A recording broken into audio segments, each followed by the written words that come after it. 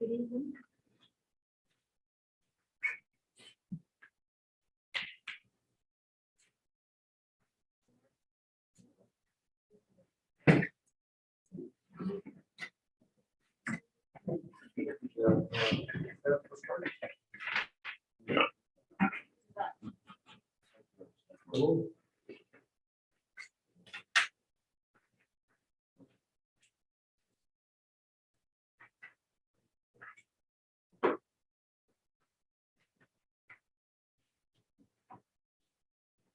Check, check. Yeah.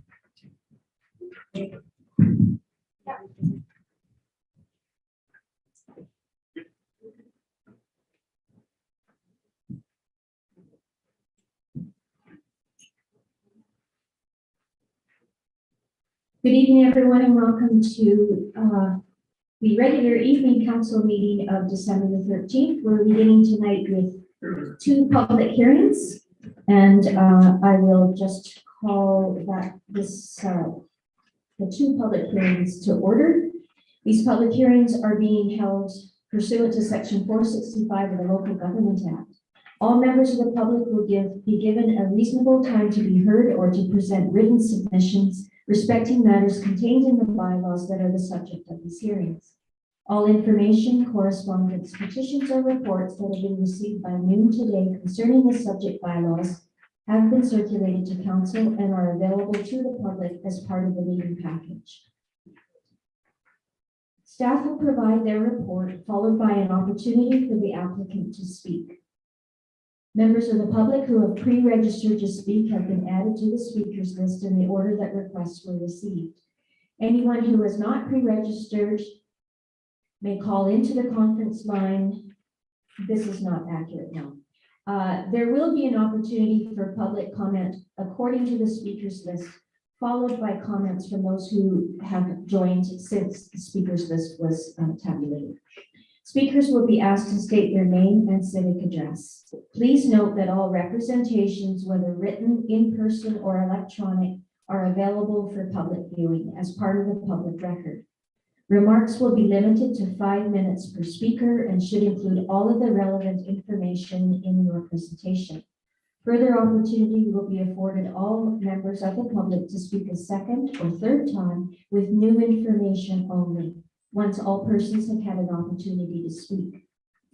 Council may ask questions of staff and public, but once the public hearings are over, no new information can be received. Council debate on the bylaws will take place during the regular council meeting following the conclusion of the public hearings. At that time, any questions of staff will be for clarification purposes only. The corporate officer will now provide information on the notice of these public hearings. Thank you, Madam Mayor. The notice of the public hearings was given by posting on the notice board at Municipal Hall and on the district's website and advertising the Summerland review issues of December 2nd and December 9th, 2021. In addition, for public hearing number 10907 Prairie Valley Road, for public hearing number 1, and mailing 32 notices to owners and occupiers of surrounding properties on November 25th, 2021. An updated notice was also remailed to these 32 owners and occupiers on November 29th, 2021 to clarify the public hearing was for in-person attendance only and that no electronic participation was available. For public hearing number 2, 160 notices were mailed to owners and occupiers of surrounding properties on November 25th, 2021. An updated notice was also remailed to these 160 owners and occupiers on October 29th, clarified the public hearing was for in-person attendance only and that no electronic participation was available.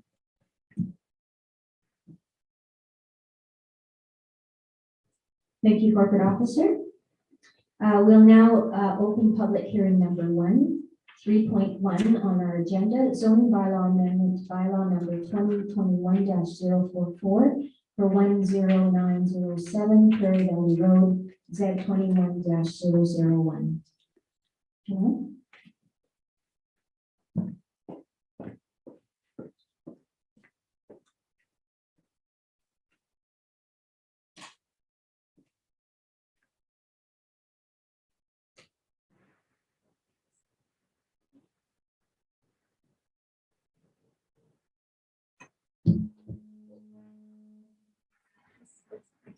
It's on now.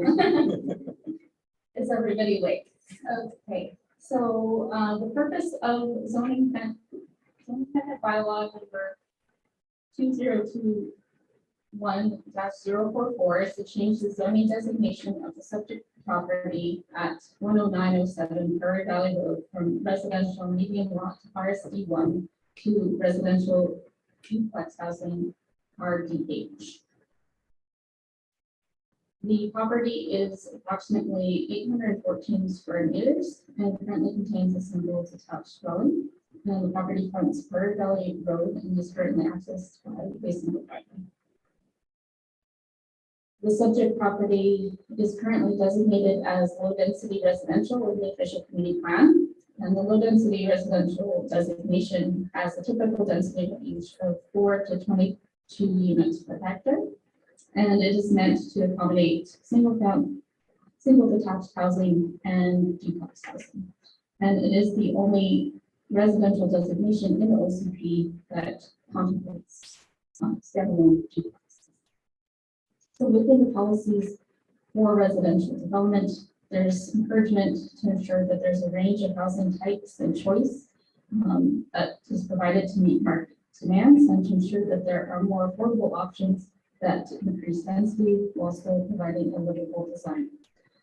Policies also are to ensure that development is located where it can be efficiently serviced, like in an area where the district services are already provided along Prairie Valley Road.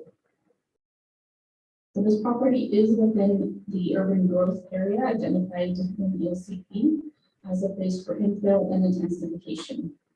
The urban growth area is essentially where we want to be directing growth so that densification can occur to support sufficient servicing and create a complete community where housing has pedestrian connections to amenities and services.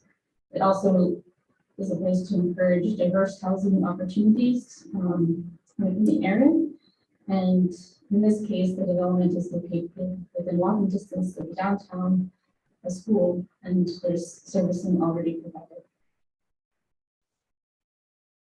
So as you can see, most of the surrounding area is RSD1, which is the yellow shown on the map there, with the exception of a few higher density parcels shown in brown. And there's also Giants Head School, shown in teal, and a care home facility also shown in teal.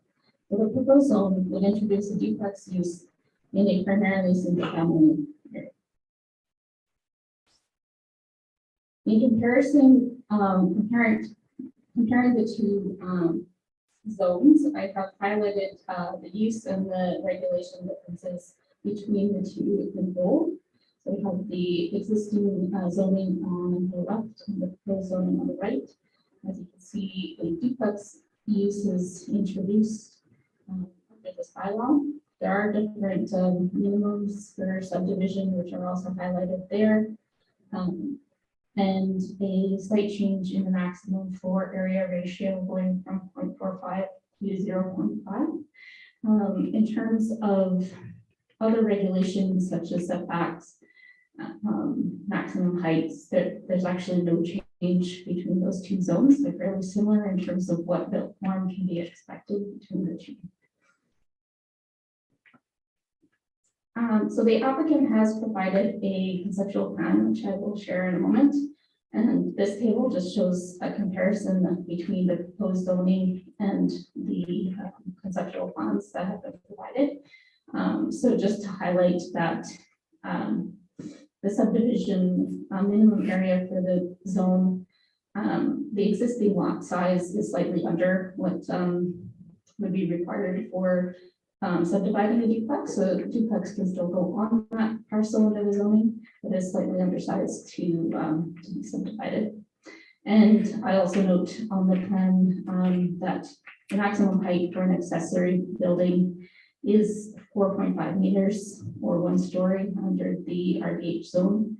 The applicant under a separate application is looking to increase that to allow for 2 stories for an accessory building at the rear of the property.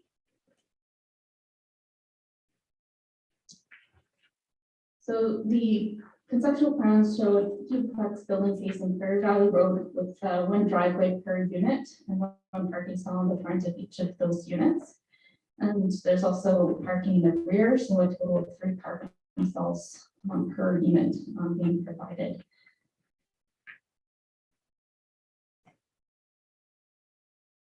So the overall concept plan demonstrates simply the feasibility of constructing a duplex on the parcel. And there are going to potentially be adjustments made to either the design or seeking variances in the future for the accessory building, for example, in order to accommodate it. But this is essentially a conceptual plan at this point to demonstrate how a side-by-side duplex might look on that property. And as I said in the back, there's 2 parking stalls in the rear. 1 is within the garage building, and then 1 is to the side. So under these conceptual plans, there's 2 units total for a side-by-side duplex. It's facing Prairie Valley Road, and it's 2 stories plus an unfinished basement below. And then you can see at the rear, there's an additional building, again, conceptually at 2 stories, which would require further variance should this zoning move forward. And just for your reference, that is the conceptual rendering for the building facing Prairie Valley Road, and that would be the rear of the building facing the internal part of the lot. So, and this is again the conceptual drawings for an accessory building at the rear. And I just want to emphasize at this point that the applicant has provided these conceptual plans, but they're not tied to them in terms of what the zoning is. So the actual design and layout can change. So they're meant for demonstration purposes to show the feasibility of placing a duplex on the lot and the intentions of what the applicant actually wants to build in the future. So if this zoning bylaw was to go forward, the duplex essentially would be limited to the provisions that aren't in the RDH zone in terms of setbacks, lot coverage, and other regulations. So in summary, the purpose of this amendment is to change the zoning designation from RSD1 to RDH, and this would allow for a duplex building or a single detached dwelling to be built on the property. And to be clear, the maximum number of units that would be allowed under the zoning amendment bylaw would be 2. So it's for a duplex with 2 units, and the proposed zone does not include carriage houses or secondary suites or any other units on the property. That concludes my presentation. Thank you, Madam Mayor.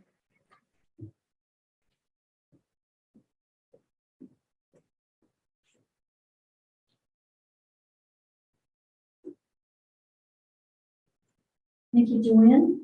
I'll now go back to our corporate officer, Kendra Kinsley, to bring us up to date on correspondence that has been received. Thank you, Madam Mayor. 1 written submission was received and no support of the proposal.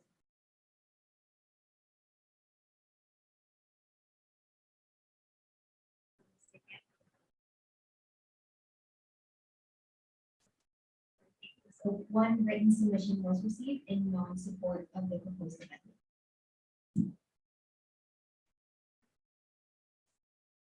Thank you. There's a little bit of delay before the green light goes on. Okay, so now we're into the public hearing stage. Thank you for that presentation again, Joanne. And Richard Simpson, the proponent, has the opportunity to speak first.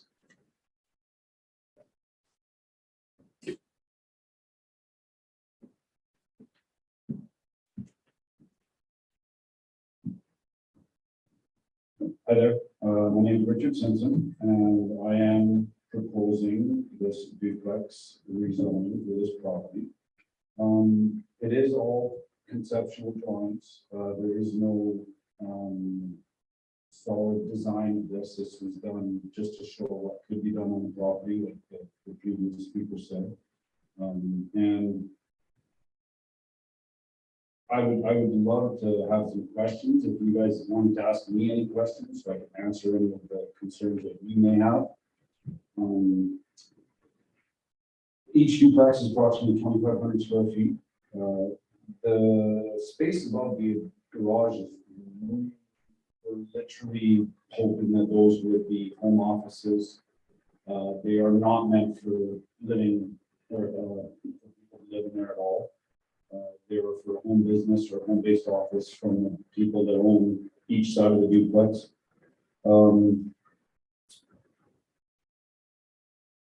It is all close to downtown, it's close to schools. It is something that Summerland needs. I personally know this because I've built 12 homes in Summerland in the last 5 years. And I do know what the demand is in Summerland, and it is to find rentable areas, rentable housing. Densification is a big thing, I think, for Summerland in certain areas where it allows it, where it's close to amenities.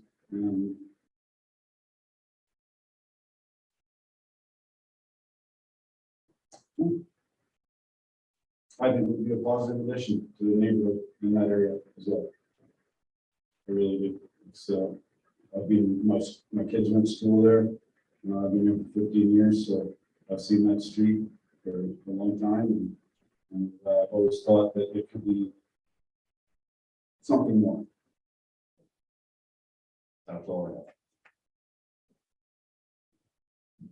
Thank you, Richard. We'll give the opportunity for the public to make comments as well. And then if there are questions of council for you, then we'll ask you to come back up to the podium. All right, thank you. Thank you. Okay, so the first person I have on the speakers list is Mr. Graham Walker. Please come forward. State your name and your civic address, please.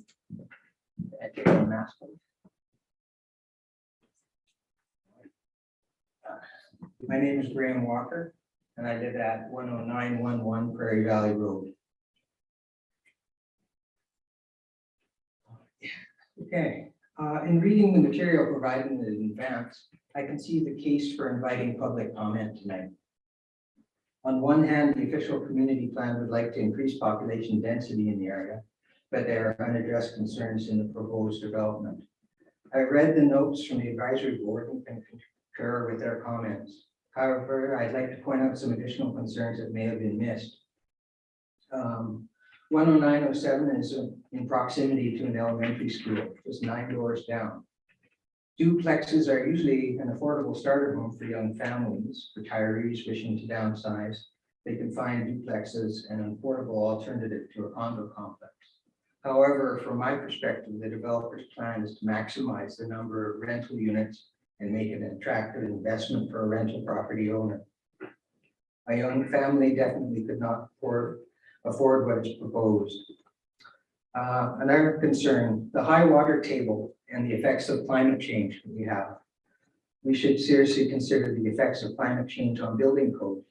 In other parts of BC, slides have damaged a lot of property and infrastructure. Dale Meadows Fields was under water in the spring of 2019.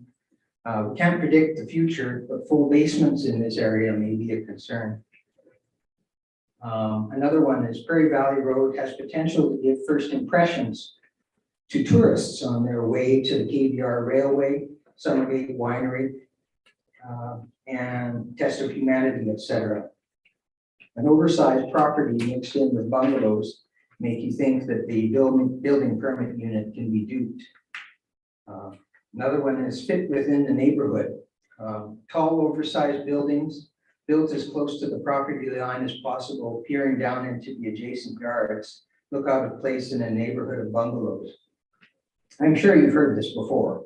My property is immediately to the west of 10907. Personally, I will lose the view of Giant's Head Mountain, and my morning coffee in the sun will have to wait until 10 a.m. We purchased our property with morning sunshine in mind. There are numerous other issues which are hinted at in the Advisory Planning Commission's notes that will create problems for us as well. I would like to highlight one concern that the Advisory Planning Commission had in regards to the frequency of new builds requesting variances. Without knowing the details, it can infer that if the frequency is increasing, the success rate of getting a variance approved is increasing as well. It is worrisome to me that the applicant did not seem to take the Advisory Planning Commission seriously when asked to address the basement suites that make it look like a fourplex. The applicant merely spent a minute with the CAD software and erased the basement furnishings and typed in unfinished basement on top. The private access to the basement suites is still there, and everything to quickly sweep the basement is present. It is not hard to imagine auxiliary buildings becoming rental units as well. If the proposal goes ahead, we feel that it will quickly turn into a sixplex and all the yard space will be full of vehicles. Just have a look at the property to the east of this one, 10903 Prairie Valley Road. It has a 10-car gravel parking lot in the front. There's no trees or hedges or anything there. Having two adjacent properties where the front yards are full of vehicles for all to see on Prairie Valley Road would not look good. I could go on pointing out issues with the proposed development, but it is your wish that I address the issue of rezoning the land to residential duplex housing and not complain about the development. I only have 5 minutes. I would like to circle back to the Advisory and Planning Committee's concern about the increased requests for variance. If the building permit people are not rigid with their codes, then I would definitely not be in favor of the zone change. An oversized duplex would be much more undesirable than an oversized single-family property. Are we that desperate to consider Vancouver-style densities? With Kelowna and Penticton nearby, Summerland will always be more suburban and rural. Personally, I would support rezoning to duplex if the applicant was keen on building modest, affordable starter homes for young families that are a closer fit to the neighborhood. Since the applicant has demonstrated no intent for this, I have no choice but to oppose this proposal. Thank you for your time.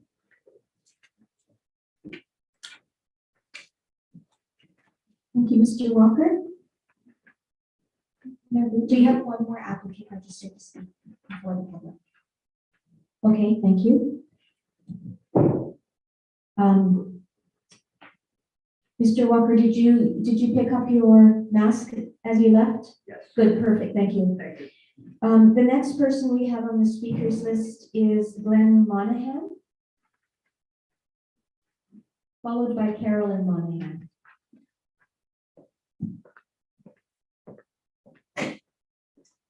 Hello, my name is Glenn Monahan. I live at 10906 Prior Place, which is directly behind the proposed development or resident that is being proposed.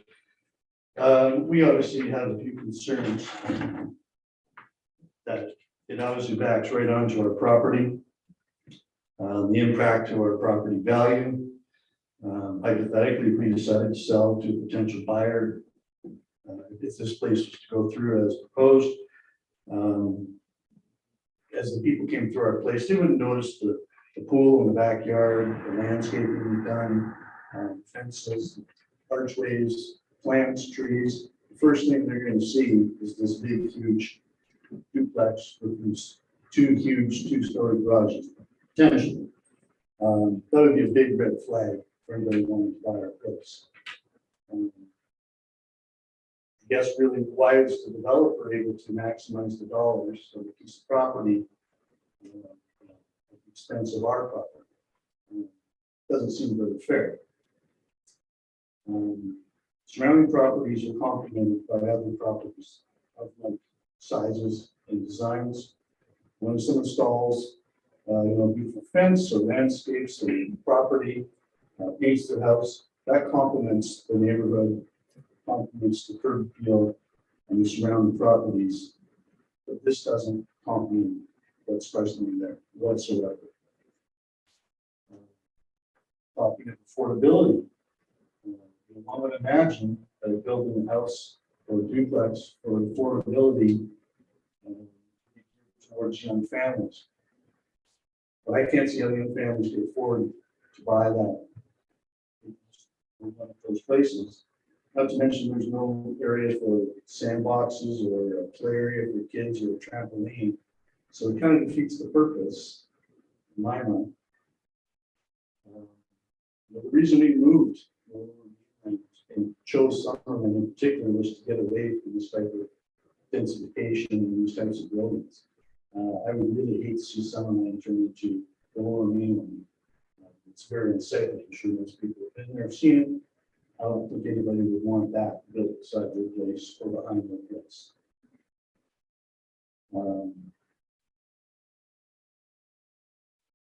It just almost seems like it's a, do as I do, don't do as I do, but do as I say. And I can't stand behind that. I don't think it's the right thing for the area. Impact the existing years, the property values, and just the overall appeal of that area. That's all I have to say. Thank you very much for your time.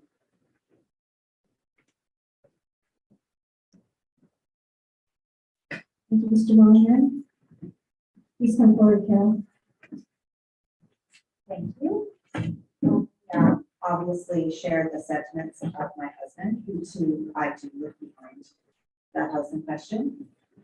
My issue, it really is going to echo that of the speaker that came just before my husband and I, and it's once the duplex is there, my concern is with the basement suites, and it's also with the auxiliary suites above the garage turning into some sort of housing. If you ask anyone, I'm the biggest proponent for more affordability in Summerland and more places for people to rent, but I just don't know that we need to do it all on one. Again, my concern is going to be with the variances and things being pushed through, and suddenly instead of 2 families living behind me, I maybe have 4 to 6. Where all those cars are going to park, where navigating Prairie Valley Road on garbage day is challenging as it is in fair weather with the carts on being put to the road. In inclement weather, as we've had with snow and all of that, I can just imagine how many more how challenges there will be to carts on the road. And then also my final concern is with the precedent that is being set. I could very well see if this goes ahead, then it could go ahead on the properties to the east, all the way down to Giant's Head. And suddenly it's like all of the people are living behind and beside apartment buildings, which is really where we could get to if we have auxiliary buildings that also have suites. I'm not opposed to the duplex itself. Again, it's the auxiliary building and the potential for finished basements that that do really concern me, and the number of people and cars on the property. And that's that. Thanks for your time.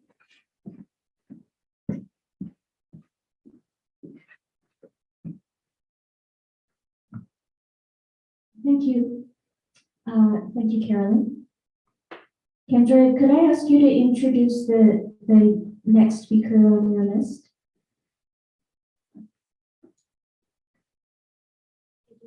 Thank you, Madam Mayor. So we have Jeff Gagnon as an applicant registered to speak.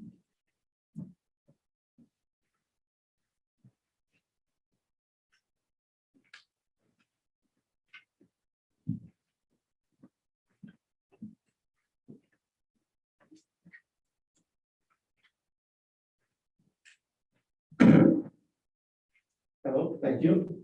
My name is Jeff Garno, and I am the co-owner of ODC, Open Arm Development Consultants. And we are the agents for the proposed project on 10907 Prairie Valley Road. We're here proposing a rezoning from the current RSD1 zoning to residential duplex housing, RDH.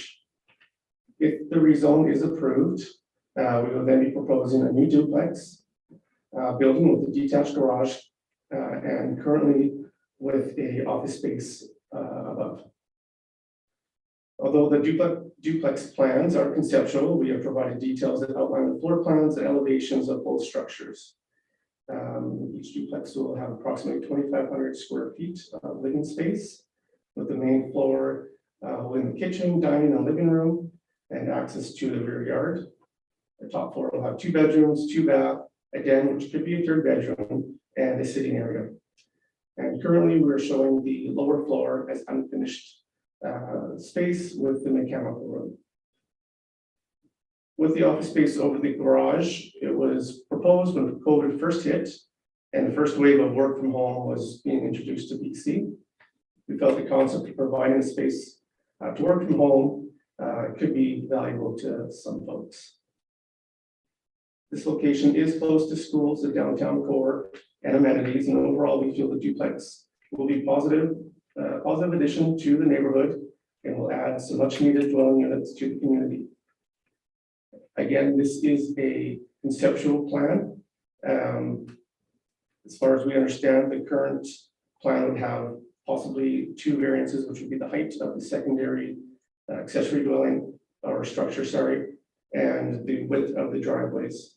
The rest of the duplex itself does not hold any additional suites, although we understand the concern for the lower floor. The height of the building is well underneath the maximum height. I believe it's at 8 meters, or the max height is 9 or 9.5.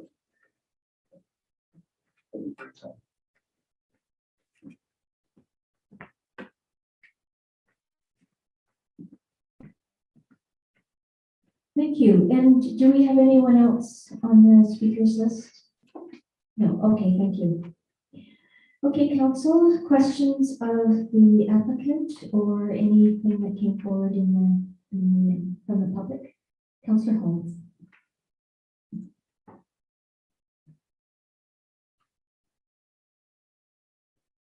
Yes, just a question of clarification from staff, if I may, and then a question for the applicant. So just clarification, what we're deciding here is just the rezoning and any variances will come to us at another time, is that correct? So a question to the applicant, if I may, is your application dependent on the variances being passed at a later time?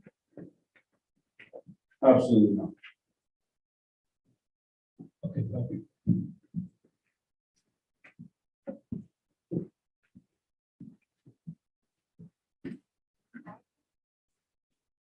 Councillor Carlson. Thank you. Question for staff. What process does the district have in place to ensure that secondary suites and extra carriage houses aren't actually being occupied far down the road when something like this does get built?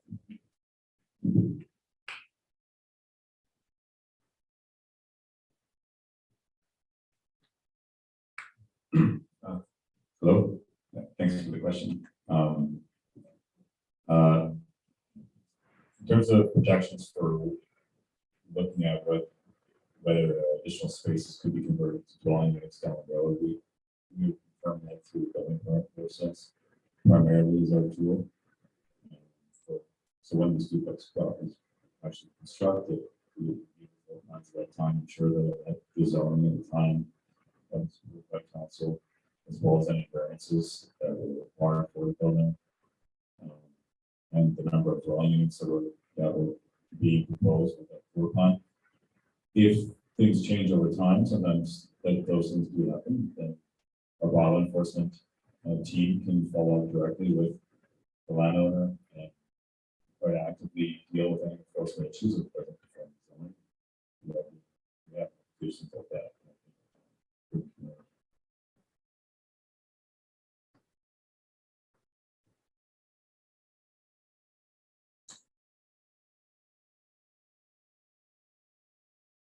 Anyone else on council have questions of either the applicant or the public to bring forward? Okay, I will ask if there's anybody else that would like to speak. I'll ask that's for the second time. Anybody else here tonight that would like to speak on public hearing number 1, please come forward.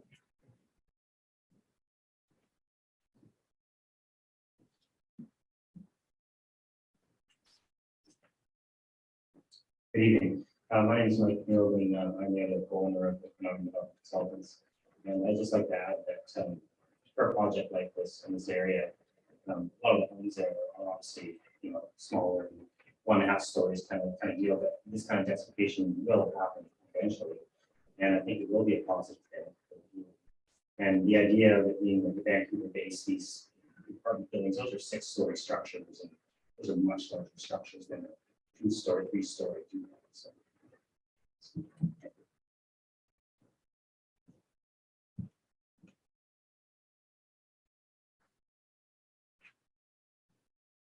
And now for the third and final time, is there anyone else that would like to speak to public hearing number 1?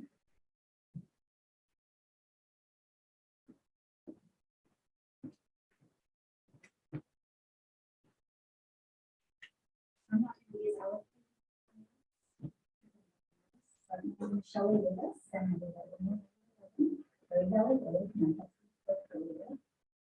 I just want to add that again, 2,500 square feet. If you're reading and looking for something, that is definitely not an affordable amount that a young family can afford to rent or to own. So I think that this I think it's wonderful to build duplexes, but if you're going to make them affordable, why do you need a basement where the water table is questionable? Why not build one level duplexes in the right size, have green space for the family, and make it a proper dwelling that they can afford and a family can really enjoy? And not build it to be 2 stories. Where everyone's going to be in every yard adjacent to this is going to be looking at that. And if it was your home, would you want that? Thank you.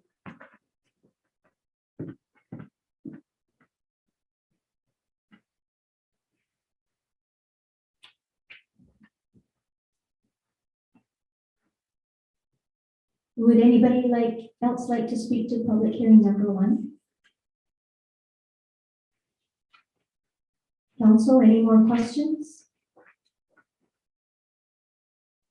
I just have one of the applicants, so I don't know. Richard, you'd like to come forward again? My question is, I guess, similar to what Councilor Holmes asked, and it's not necessarily to do with variances, but given what we heard about the water table, and we know that it's high in that area. Yeah. Would there be any consideration to not including a basement? That consideration is, you see, I built 3 homes on the lake. We did one with 6.5 foot crawl space right on the lake. It's a process of building that I'm sure not all of you are aware of how to do, but there is processes to build basements in high water table. The house in question at 1907 has a basement in it. There is someone actually living in that basement. We bought the house and there was people living in the upstairs and people living in the downstairs. And I'll be honest with you, the conditions that they're being forced to live in are something that myself and builders and developers can kind of fix in Summerland. There's some pretty derelict homes that people are being forced to rent because there's nowhere else to rent. And they're getting charged $1,500–1,600 a month for rent on these derelict homes, and people are paying it, and landlords aren't fixing anything because. Anyways, that's a different story, but no, when it comes down to building a basement in high water table, there's just a process of building. There's water membranes that you use on the outside of your foundation. Some pumps for emergency situations are installed, and that is, I have no concerns of a full height basement in that area, considering there is an 8-foot basement in that house right now. With no water table mitigations whatsoever. It was probably built in the 40s. Good, thank you for that assurance. Okay, so I am going to declare this public hearing closed then, and we'll move on to public hearing number 2. And Joanne is speaking to that one as well. Zoning bylaw amendment, bylaw number 2021-033, Z21-009. Thank you, Madam Mayor. So the purpose of zoning amendment bylaw number 2021-033 is to rezone the water shown on the map there, abutting the Lakeshore Racket Center from WZ3, which is an intensive water use zone, to WZ2, which is a recreational water use zone 2. So this zoning amendment contemplates the merits of having no marina or any other boat access or docking facilities at this location. So the merits of a particular marina proposal or design is not the subject of this particular zoning amendment bylaw, as the bylaw seeks to remove the zoning permissions to allow for such a use to occur in this location. So in Lower Town itself, the WZ3 zone currently extends from Peach Orchard Park to the neighborhood park just south of Summerland Waterfront Resort, shown in the kind of bluish purple color.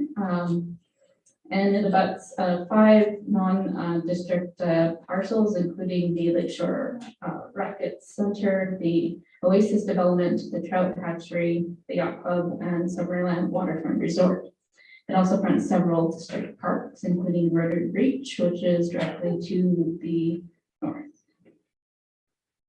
So the proposed WZ2 zone would be specific to the subject area.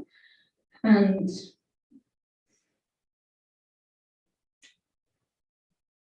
it essentially, if the bylaw was adopted, it would decrease the amount of uses that would be permitted in that particular area.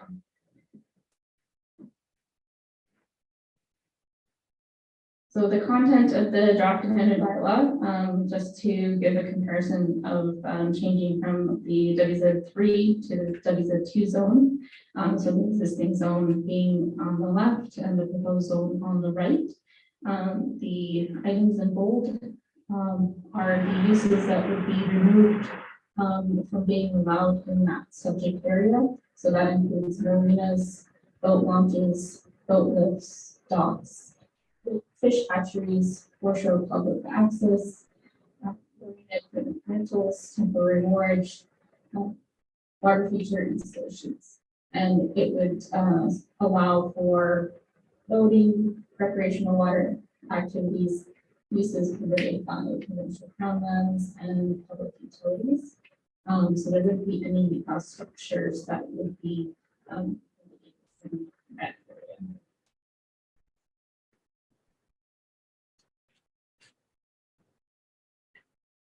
So just as a quick refresher in terms of timeline of how we got to this public hearing. So this is a district-led zoning amendment bylaw. So we started with a notice of motion at the August 9th council meeting. And this was initially to change the zoning from WZ3 to WZ1 in response to a marina proposal that would be waterfront development. And then that did go to the advisory planning commission, that reviewed the draft and supported that it proceed to public hearing. Council at the September 27th council meeting looked to draft a bylaw for a site-specific WZ3 zone implementing criteria in consultation with the proponent. And then at the October 12th council meeting, council reconsidered that previous motion and defeated the resolution. And then council then directed staff to prepare the zoning amendment bylaw that is the subject of this public hearing today, which is limited to rezoning the water area immediately adjacent to the Shore Bracket Center for to go to WZ2. And this was then given first and second reading. We have received external comments from agencies. So the Protected Indian Band and Ministry of Forest Lands, Natural Resource Operations and Rural Development have provided correspondence, which is available in the council package. PIB is supportive of the rezoning to the WZ2 and provided conditional approval as noted on the slide here. So that the proposed activity does not have lasting effects on environment, that it doesn't adversely impact work resources, culture, and so on, and that they continue to be meaningfully engaged throughout the process. In terms of other comments, the Ministry of Forest is also supportive of the amendment and initiatives of local government in general to manage the foreshore development. And they did also note that if there was any referral for a marina application, that would be sent through the referral process to the district for any tenure application. So in reviewing the applicable policies in the OCP, the Lower Town area does have some specific policies to facilitate additional public boat docking facilities along the waterfront and initiatives of increasing public boat access opportunities. And the WZ3 zone is the only water use zone that would allow for such a facility. So no public access docking facilities or public boat access opportunities are allowed within the proposed WZ2 zone. In the OCP, there's also support for foreshore leases for the use of docks or wharfs, but with the qualifier that the natural function and public access of the foreshore is maintained. It is also noted that there is a future development area in Low Town, and the subject area is just north of that identified area. So the supportive policies for docking and mooring opportunities for public boats, that area is identified as shown in the blue, and the subject area is outside of that future development. The subject area is also outside of the Lower Town development permit area, which is shown in purple. So that in the design guidelines for Lower Town, they do encourage development of additional public and private facilities, including additional public docking and mooring facilities in conjunction with development. But this specific area under the rezoning is outside of that area. So those supportive design guideline policies do not apply to this area. Right?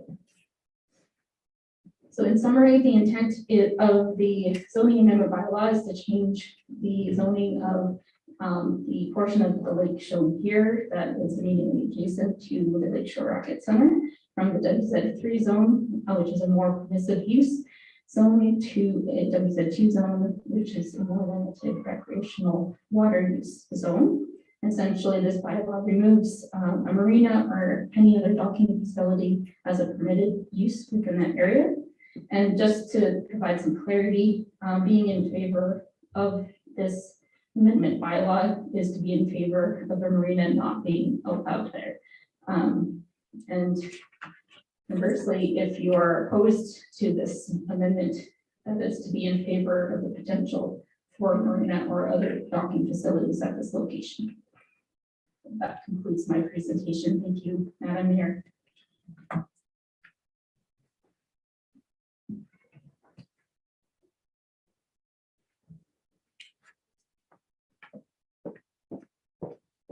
Thank you, Joanne. Kendra, do we have correspondence to bring up? Thank you. Thank you, Madam Mayor. 7 written submissions were received, 5 in support and 2 posing questions about the amendments, and either in support or non-support, just asking questions.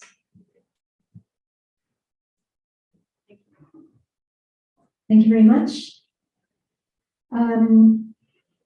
So because this was something that was brought forward by council, we don't have a proponent or an applicant to speak first, so I'd like to invite Colleen Power to the podium, please.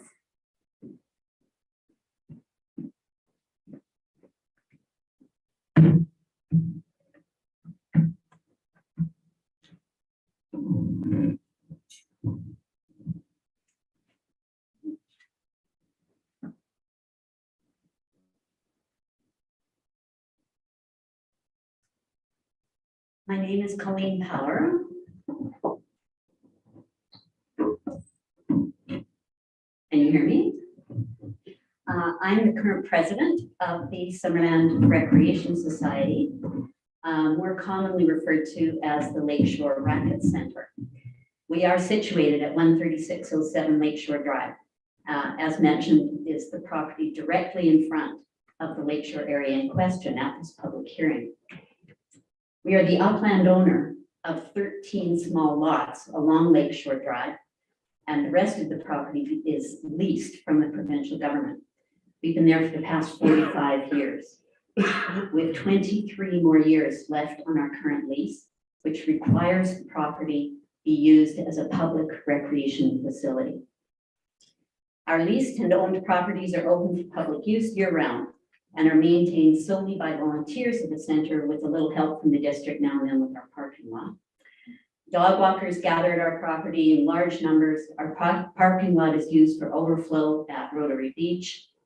Members of the public regularly use the area for launching their kayaks, paddleboards, spot for their dogs to swim. We hosted 24 youth at a tennis camp this summer, and it was during the heat wave, and those kids were jumping in the water in front of the club in between classes. The lakeshore in front of our property is well used in many, many ways. It's likely that most people in town don't even realize that that the property they enjoy is actually leased and owned and maintained by our society. Specifically, in regards to the change in zoning, we surveyed our members in November. We provided background information as was available on the district website and from other sources. We asked our members if they supported a change in zoning in front of our property from the current WZ3 to WZ2, which does not permit marina. A total of 42 responses were received, representing 54 members. We have many members which are family households. One response, all but one response, was in favor of the change in zoning. And that one response that wasn't in favor, we're not sure they understood the question, given the comments. But in fairness to the process, one was made. Comments and concerns we received in no particular order are as follows. And also when you're seeing the entries, think of at least 55 people applying. Our members expressed concern for the Rocky Mountain Ridge mussel in the area. They expressed concern regarding general precedent for allowing encroachment of adjacent properties to develop in front of upland owners' properties. Concern for safety of the public using the area, including those using Rotary Beach, which is right beside us, canoers, kayakers, stand-up paddlers, distance swimmers come across our area. We already have jet ski issues due to our close proximity to the yacht club.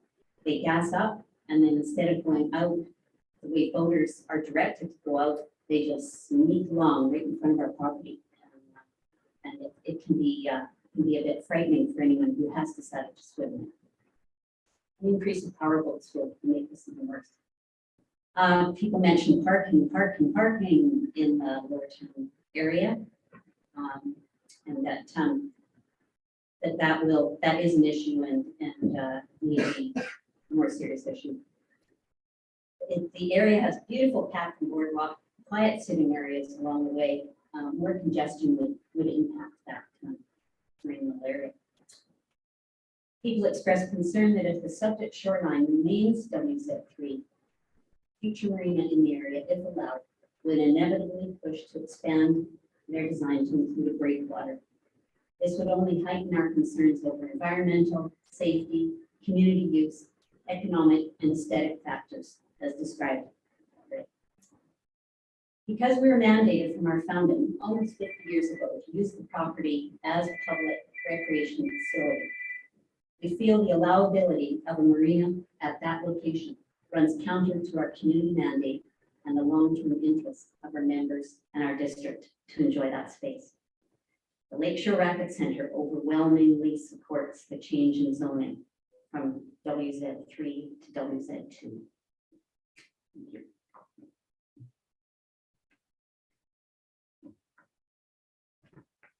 Thank you, Colleen.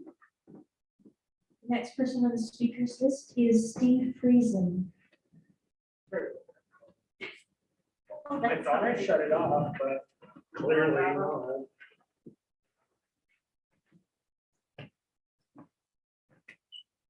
Hello.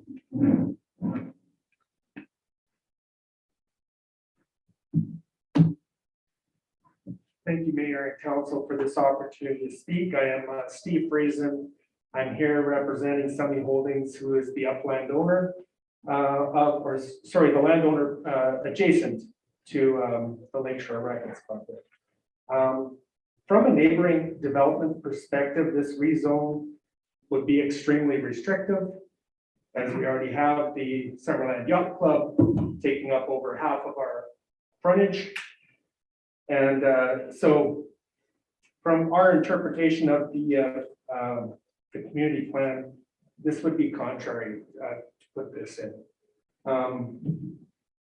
We don't see how this is favorable now and certainly would deter any future development potential on that upland property. Should the current leaser change, obviously that's not going to happen for a couple decades, but we just would encourage you to keep that WZ3 zone as it stands. That's all. Thank you.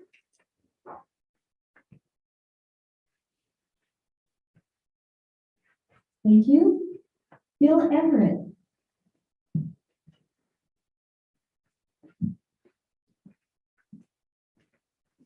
Thank you, Madam Mayor and Council. I don't have a lot more to add to what Colleen already noted. I should note that my property is right across from the Lakeshore Racket Spot, so at 13818 Lakeshore Drive South. So I'd be facing the marina if it was to be installed. My fundamental issue is that the marina intends to be built to the left of their property and not in front of their property. And it just doesn't seem like that would be the right place to put it. There are some considerations that I would have with the design we had in place for the marina, but essentially that's not what we're talking about here today. So I just want to say that I am in favor for making the change to zoning of MZ2. That's it.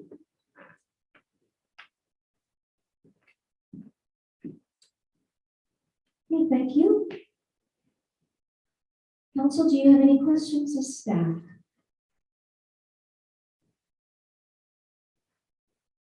Any questions of anyone that's spoken tonight? Council Carlson. I do have a quick question of staff. I note that in the report that we received when we originally talked about this and there was first reading given, it was noted that this change didn't match the OCP, but I'm just wondering if you can clarify, because my understanding is that the area that's proposed to change to WZ2 is outside of the actual boundary area for intensification or for future development in Lower Town. So I'm wondering if you can just clarify or refresh, because I think it came up last time, how this, in your view, doesn't actually meet the OCP.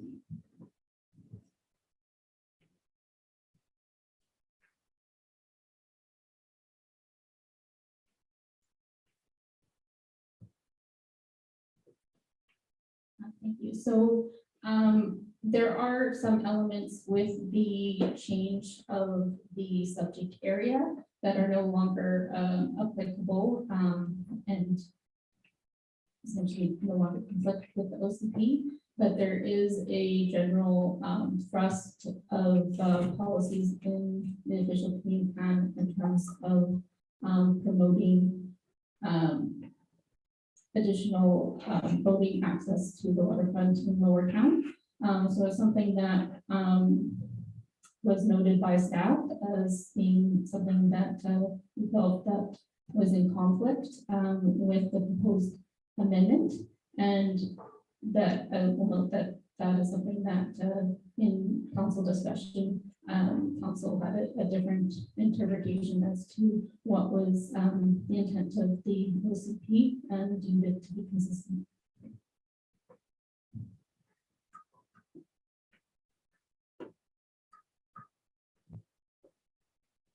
Any other questions?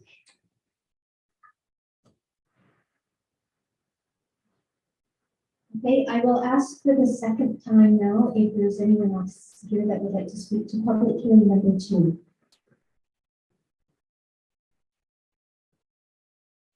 And the third and final time, anyone here that would like to speak to changing from WZ3 to WZ2 in front of the Lakeshore Marina or Lakeshore Rapids?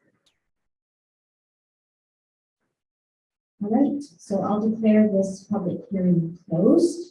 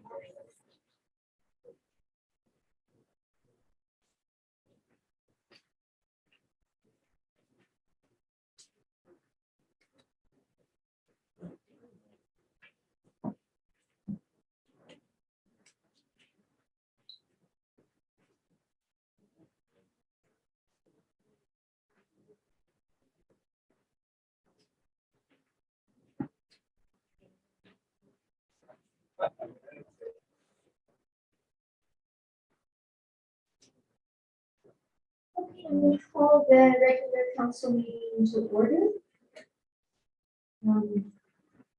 For Monday, December the 13th. This meeting is being recorded live and is streaming. All representations to council, written or verbal, will form part of the public record and be available to the public for viewing electronically or as a written record. Members of the public may access the meeting or participate in the following ways. Attend the council meeting in person. If you wish to do so in person, you can register in advance of the meeting by contacting the public officer. Obviously, everybody has done that, and they're sitting in the seats that are there. Watch the meeting live or record it. If you want to do so, you can view this recording again, if you like, at youtube.com, District of Summerland. For those who have not registered in advance but wish to speak during the public comment opportunities, you may be given the opportunity if the time permits. After I've provided everyone who is pre-registered with an opportunity to comment, the floor will be open to those in attendance at the council meeting. Corporate officer, are there any late items to introduce? No. Thank you. So council, I'll ask you to approve the agenda that's before us. Thank you, Councillor Holmes and Councillor Van Elfen. All in favor? And then on to 4.1, adoption of the minutes for the November 22nd, 2021 regular evening council meeting. Councillor Van Elfen and Holmes, all in favor? Thank you. Moving right on to the bylaws that were subject of the public hearings tonight, beginning with 5.1, zoning bylaw amendment, bylaw number 2021-004, 10907 Prairie Valley Road. Does council have any questions for clarification to ask of staff?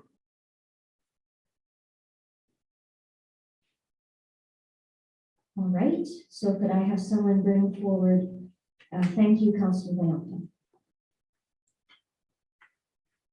Thank you, Madam Mayor.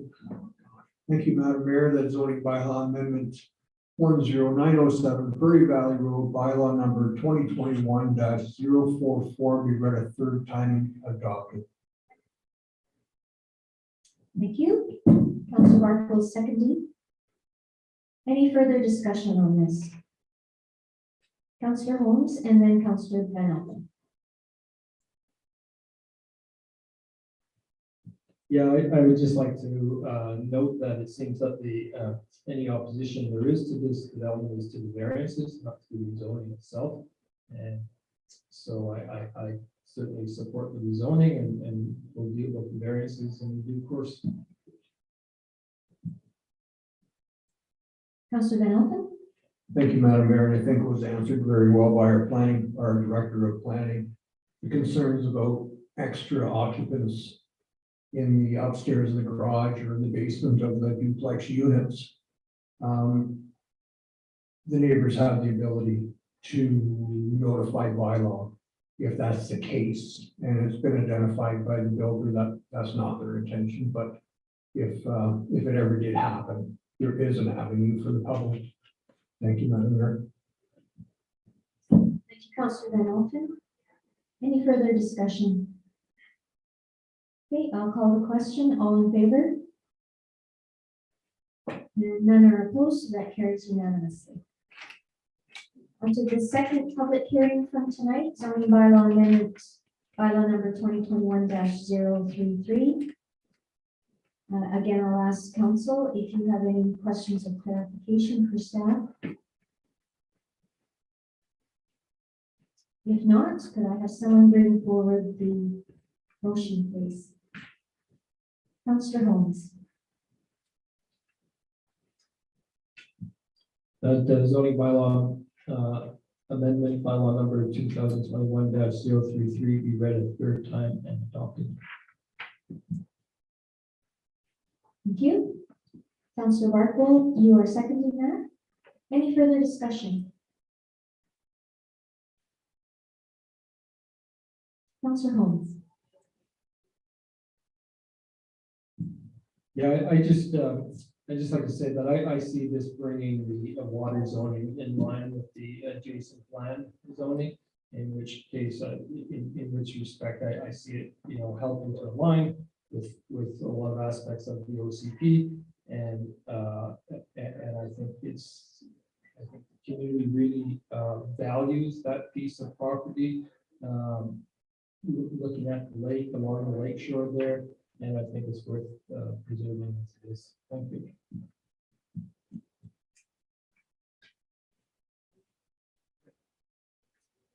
Okay, if there is no other discussion, I'll call the question. All in favor? Any opposed? That carries unanimously as well. Thank you, Joanne and Grant, for those. Moving on now to the mayor's report. It's been 3 weeks since we had a meeting, so This is a little longer report. I apologize in advance. It's been busy. Council continued with the 2022 budget process at a committee of the whole meeting November the 23rd.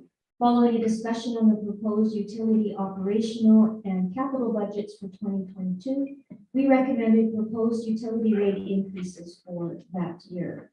An open house on the proposed rates was held December the 2nd, and at our council meeting this afternoon, we had first, second, and third readings for the proposed utility rates amendment bylaw.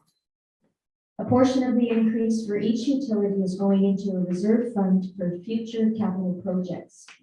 Should the proposed rate increases be adopted this Friday, they will go into effect on January 1st, 2022. And a reminder that budget meetings are open to the public. The following day, on behalf of the Southern Interior Local Government Association, SILGA, I hosted the second in a series of 3 speakers in SILGA's fall speakers series. Dana George of the Wet'suwet'en First Nation and Kelly Mortimer gave a presentation titled Best Practices for Building Relationships Between Local Governments and First Nation Governments. Forest Lands and Natural Resource Operations Minister Katrine Conroy is the final speaker in the series on January the 12th, 2022. On November 25th, I attended the Summerland Chamber of Commerce AGM and was pleased to swear in the board of directors. More about the chamber later in this report. In a committee of the whole meeting on November the 29th, council enjoyed a second presentation by Anona Campi of the Penticton Indian Band, and we hope to get out on the land for a guided tour later in the spring. Later in the meeting, council received a presentation on the design concepts that came out of the community engagement and first half day of the 2-day Eco Village Design Show. I attended the virtual 2021 Community Water Forum on November the 30th. This annual event is hosted by UBCO in partnership with the Okanagan Basin Water Board and the Okanagan Nation Alliance. This year, project leads shared their knowledge and expertise and introduced the research project taking place in the Peachland Creek Community Watershed. This project will be of particular interest to the district as the 2 watersheds that we rely on border the Peachland Creek watershed. Source water protection is a big deal in local governments and is one of council's strategic priorities. Last fall, the BC government committed to developing a BC watershed security fund above and beyond the $27 million for the Healthy Watersheds initiative. The timing of the 2021 Community Water Forum and OBWB's November release of the Source Water Protection Toolkit aligns perfectly with the December 7th webinar on the BC Watershed Security Fund Strategic Directions paper developed by the Sustainable Funding Working Group. We, as the working group, met regularly over a 4-month period following our mandate to investigate the opportunity and potential for ABC Watershed Security Fund, to outline a bold vision for the fund, and to develop recommendations or options for what the fund could do and how it could be created. This fund will help local and First Nations governments throughout BC with projects that protect and make the best use of this critical natural resource. Jumping back a week now to the evening of November 30th, when I joined Chamber President Ron Kubek and MLA Dan Ashton at a virtual Light Up Summerland message. Due to COVID restrictions, Council asked the Chamber to revise their plans for the 2021 Festival Light celebration. The Chamber returned with a terrific plan that Council unanimously supported for funding and in-kind contributions by district staff. The 3-day event, running December 4th, 11th, and 18th, includes some new activities and honors traditional activities. All are done in a COVID-safe manner. Based on what I've heard, the community is enjoying the Light Up Summerland activities, and participation has been very good. My thanks to the Chamber for organizing 3 weekends of events, to Downtown Summerland businesses, the museum, and George Riva Arts and Cultural Center for their decorating efforts and for expanding their hours for Christmas shoppers, to homeowners who have decorated their houses and yards for the enjoyment of others, to the winter series at Bottleneck Drive events, and to district staff for all their behind-the-scenes work. Summerland has never looked so festive. You can visit summerlandlightup.com for more details. Lastly, council received a presentation December the 6th on proposed design concepts for Memorial Park, as well as concepts for the upgrading of the playground at Memorial Park. Both concepts, Memorial Park is part of the downtown neighborhood plan concept, will be available at summerland.ca later this week. Thank you. CAO.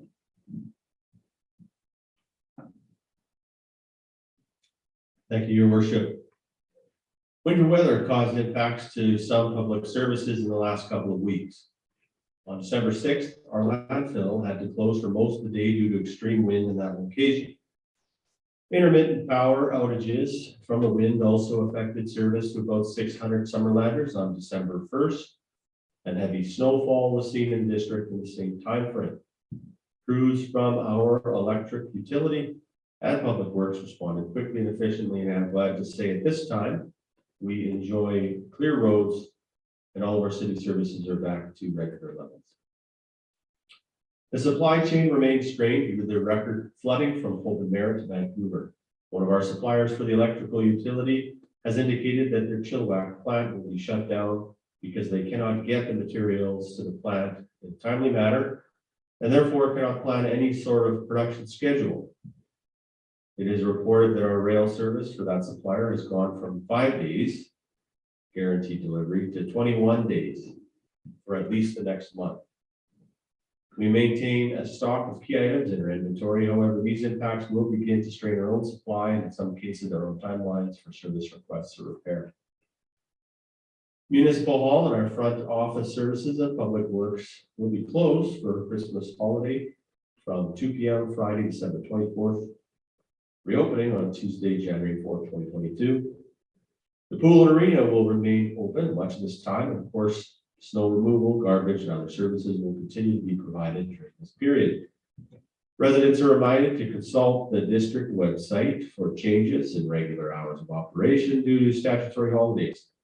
Utility payments are due December 22nd. Any payments can also be made through online banking or deposited or dropped off the front doors of the Municipal Hall if it's closed. If experiencing an after-hours emergency specific to water, sewer, roads, parks, or the electrical utility, residents can call 250-493-0005 for assistance and information. With that, I wrap up my report.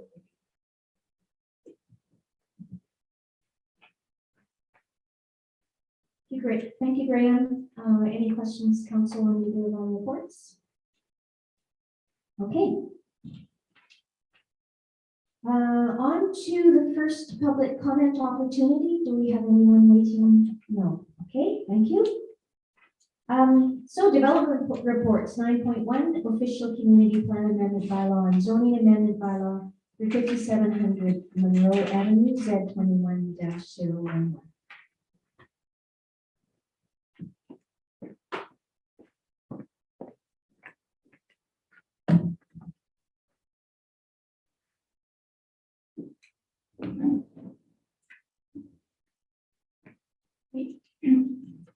Thank you, Madam Mayor.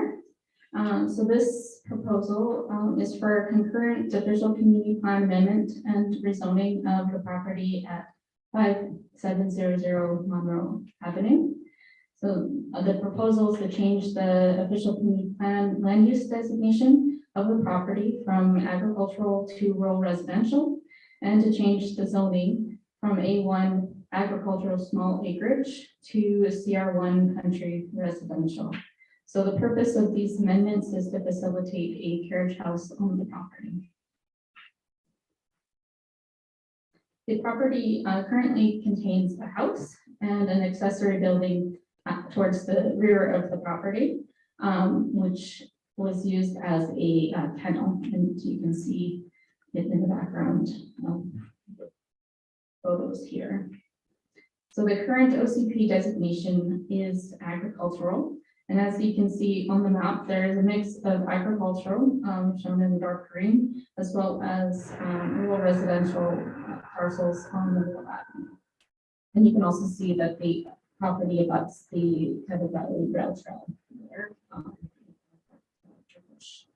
Line going through, and the proposed OCP designation is for rural residential, which allows for smaller parcels of 1 hectare in size. So the property is outside of the urban growth area, and it's also in an area where no community sewer is available. So the OCP restricts unserviced lots to 1 hectare in accordance with provincial guidelines.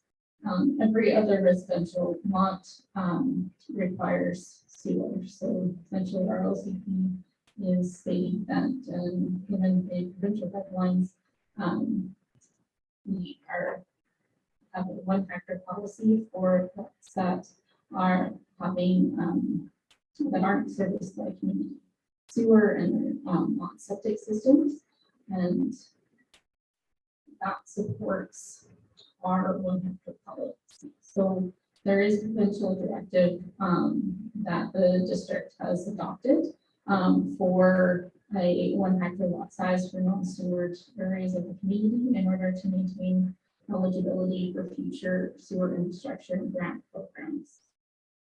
So the OCP acknowledges this policy, and it was put in place to ensure that our eligibility for programming in the future is maintained. So currently, the district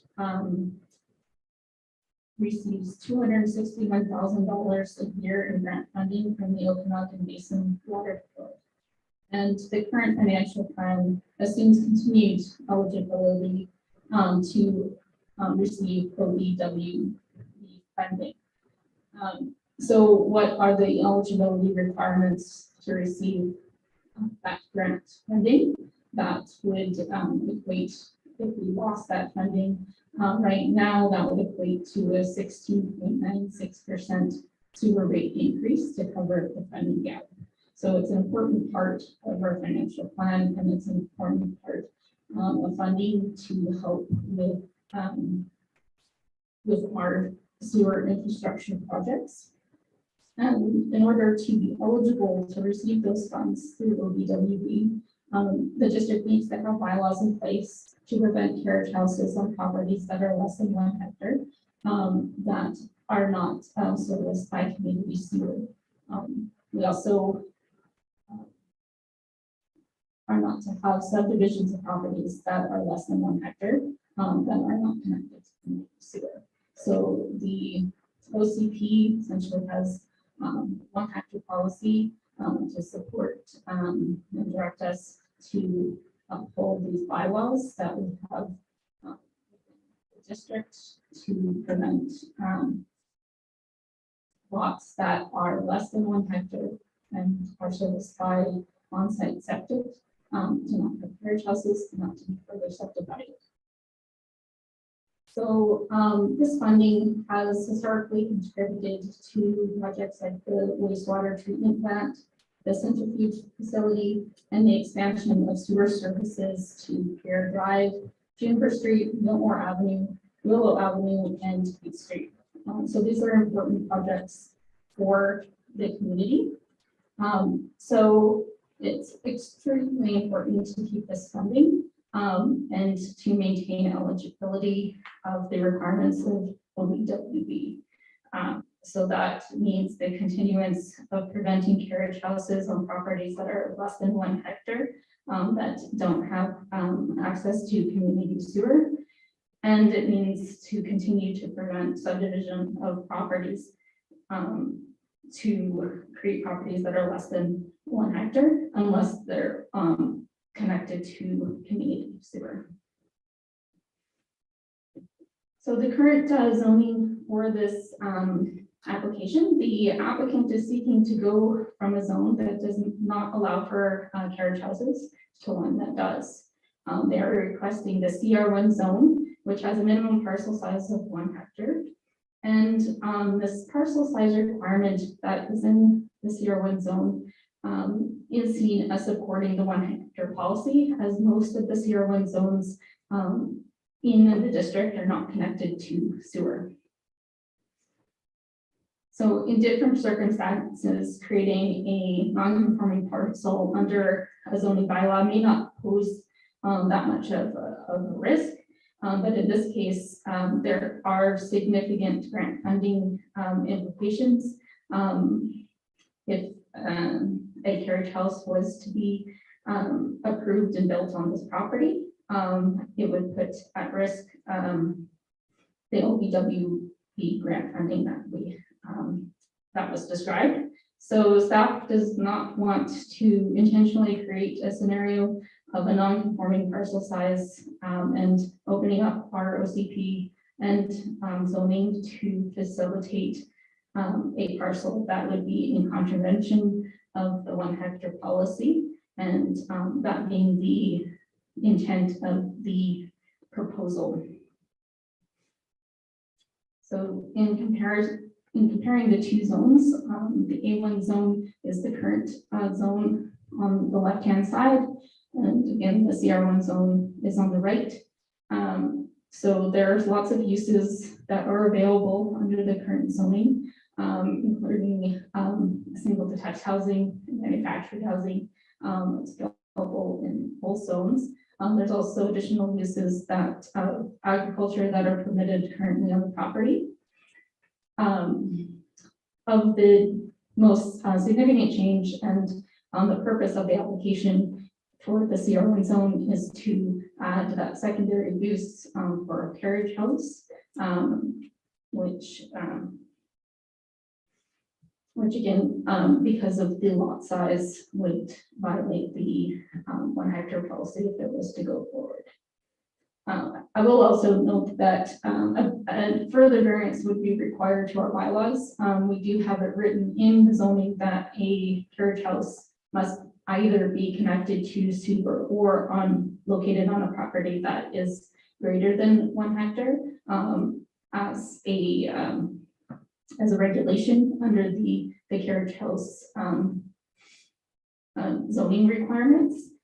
So if this zoning went forward, a further variance would be required to allow for that to occur. But this is the first step in the process, and it is something that would signal that that would somehow be an acceptable use. And in this case, with the WB funding being potentially at risk, and there being no other purpose of the application,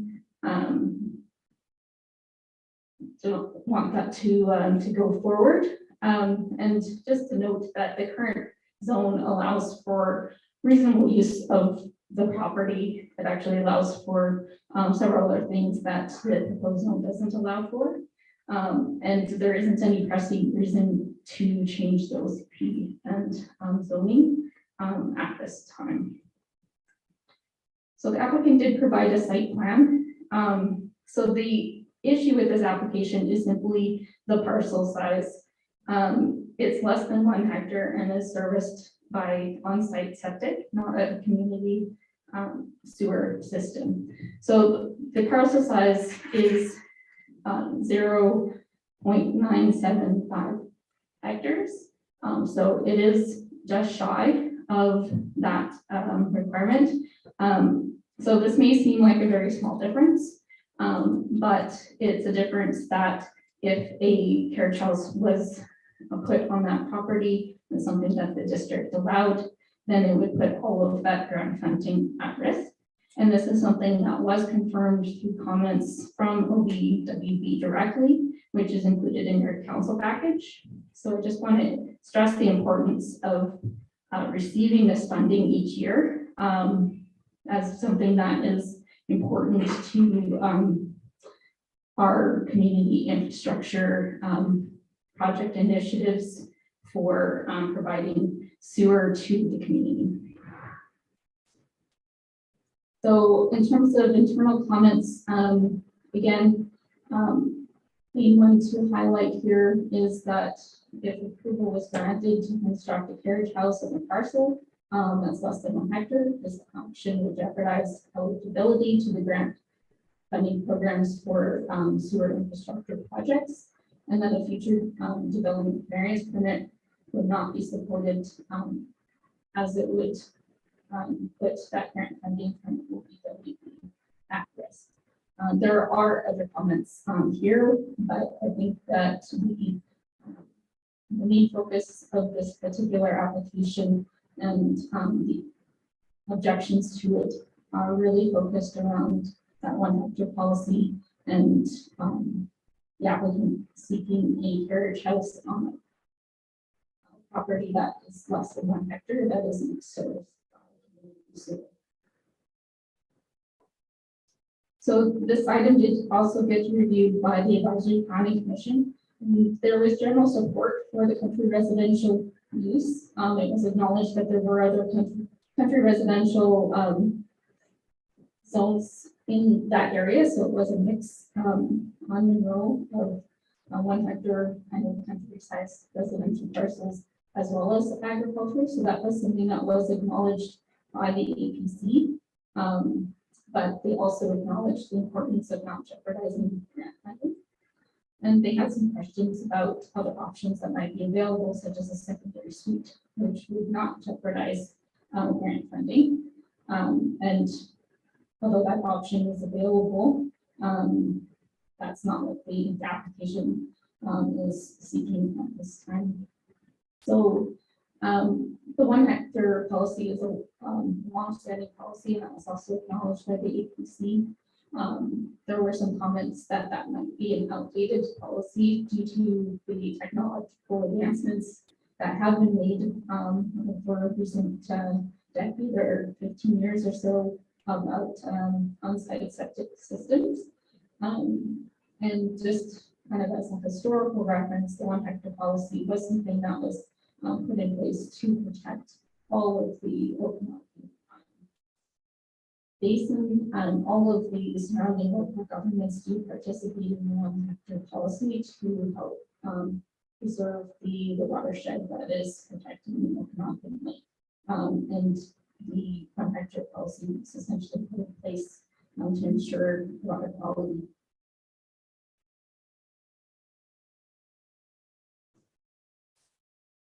So the APC then moved that the amendments be denied by council.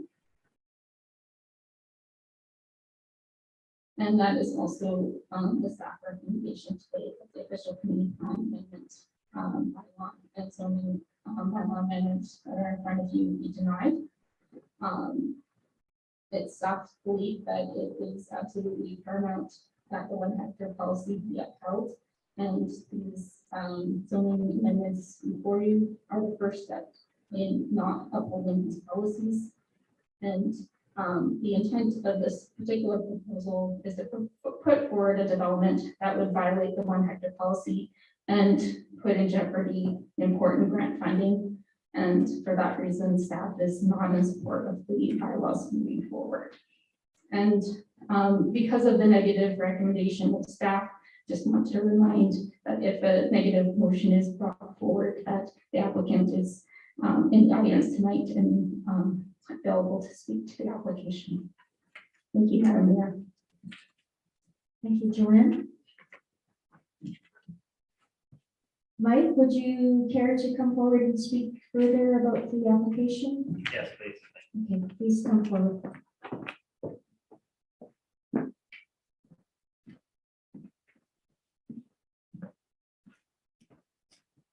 Good evening again. Yeah, I understand that you guys are, this is bound by that water basin policy. And that's that 1 hectare is that line. Of course, it's 0.975 hectares, and just for perspective on that, the first row of parking in the city hall parking, that's that size. It's not very big, like it's 10 meters, about 25 meters. Originally, this lot should have been 1 hectare. All these lots to the north and to the east of it are CR1 that are also undersized. They are 2.41 acres, and that lot is 2.42. And then the lot to the north is also undersized 1 hectare, it's 2.45 acres, which is 2.47 is 1 hectare. So I don't know when they got all rezoned, they should have been all 1 hectare theoretically, but no, it isn't, just too bad. So another thing to note would be that we did advise, the clients that they could build a secondary suite there as an option that is available in that zoning. The current zoning, of course, is A1, which is, it's not conforming to that as well. That's supposed to be minimum 2 hectares and it's not. So anyways, their option could be to build a secondary suite, but they do want to build a carriage house because they have a son that has just married and they got a baby on the way and they want to be separate of their house. And that's all. And they would use the existing kennels, which is already there, as a base for the footprint. And another thing to note would be that the draw on the septic systems, beyond the fact that the technology is much better now and all that, they could put a secondary suite there with the extra load on it, and wouldn't be any more load than adding a carriage home as well. In fact, you could build a bigger secondary suite and have more bedrooms in it, and more draw on the original house than you could just with an additional carriage home. The septic system there now is actually over designed for the house. It's designed for a 4-bedroom, 3-bath. That is a 3-bedroom, 2-bath. It's oversized right now. The flow coming out of that septic system is 1,773 liters, and to provide for that house there now, you would only need 1,300. If you were to add a carriage home, it would be another 700, so that's 2,000. So it's just under that. But what I'm saying is that it's kind of a moot point in terms of the flow. But so I understand that we're bound by that water basin policy, but that policy I feel is outdated and should be looked at maybe in cases like this where the properties are so far out of the reachable, area to be hooked up to city sewer. Maybe there's some kind of, policy that could come through to look at that. I don't know, but obviously there's one in place now. But that would be my comments on that.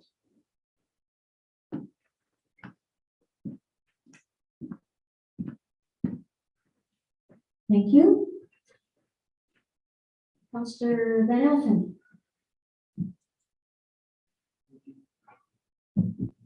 Thank you, Madam Mayor. I'm looking at the site plan. Is there any way through our CAO, through the staff, can we bring up this on the GIS mapping? So we get a proper picture of the current development of the lot. I'm just looking at right here to see what's in the realm of feasible in this setup. Let's see, we do have wireless, so you got to look at the district's GIS, the district's GIS, public assisted.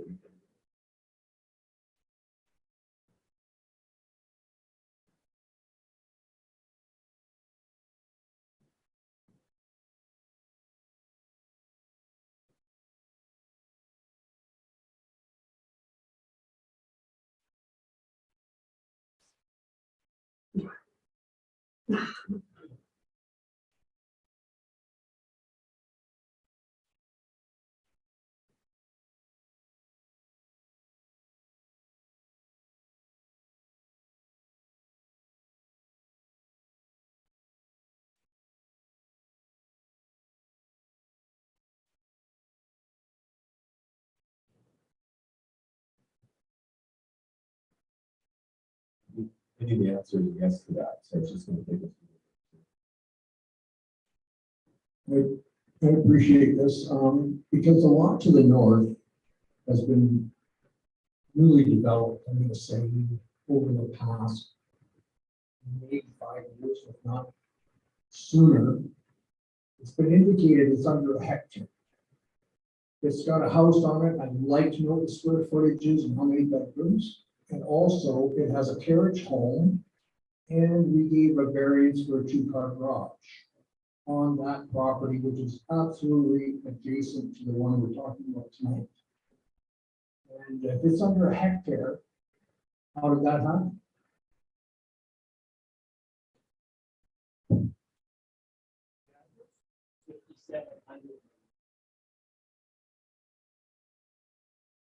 See, I don't know if we gave a variance for the carriage, but I know we gave, this council gave a variance for two-car garage attached to the carriage.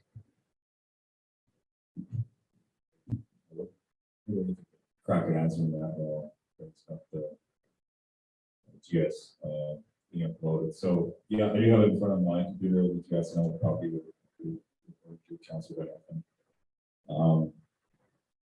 I don't know the details of that specific property offhand. We don't have that information on this. However, the house is relatively new, looks like from the aerial photo. The council may have provided a variance to the accessory building in the past, which is allowed. But the approval of the carriage house would have as well broken the 1 hectare rule in regards to that. Subject property, because it is less than the size. So if there is an existing carriage house, perhaps that's an enforcement issue. But the carriage house itself would not have followed the policy. And there was a period in time where the 1 hectare rule was not being enforced by the District of Summerland. And for that reason, we were not receiving grant funding. Council subsequently changed our OCP and zoning data to reaffirm the 1 hectare rule following that period. It was around 2015 and 16. Put the 1 hectare rule back into this. So that could be a period of time where something was approved when the 1 hectare rule was not being followed.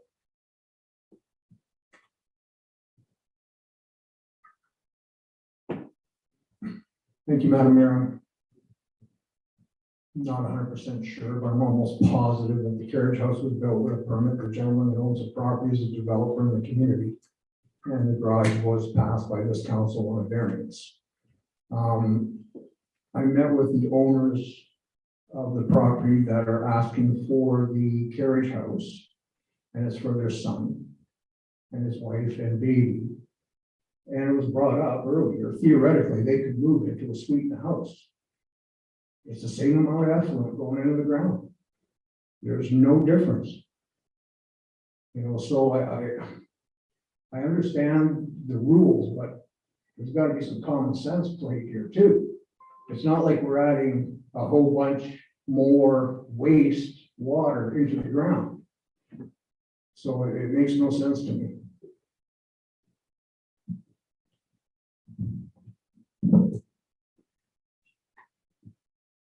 Councillor Barkle, and then, oh, did you want to respond, Brad?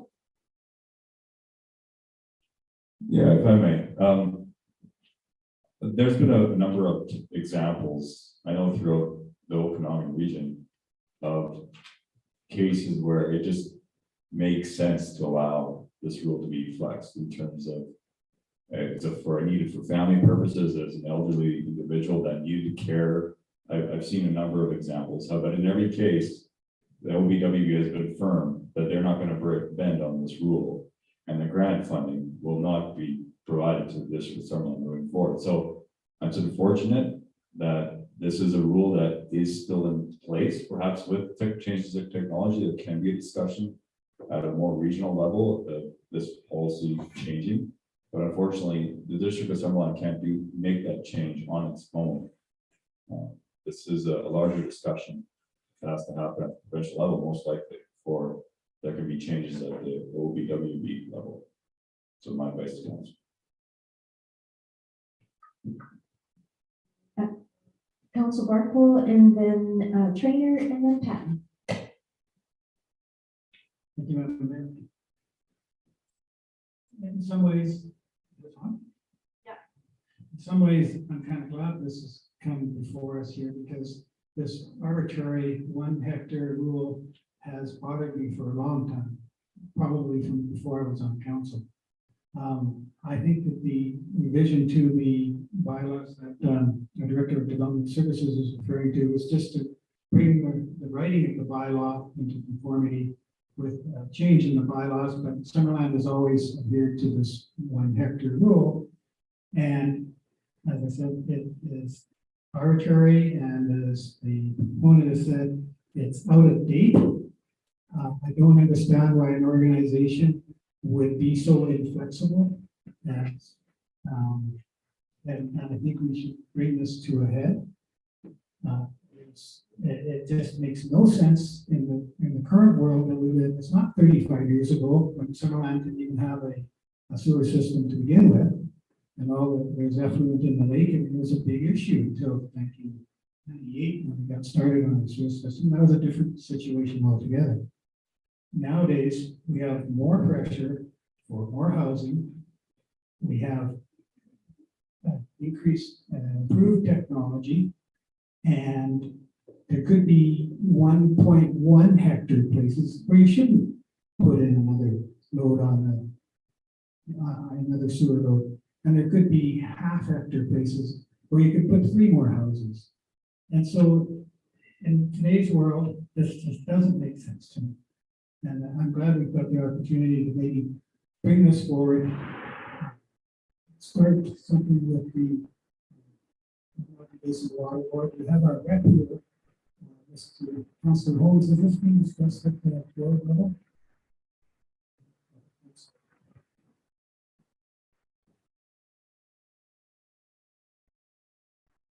Councillor Jenner.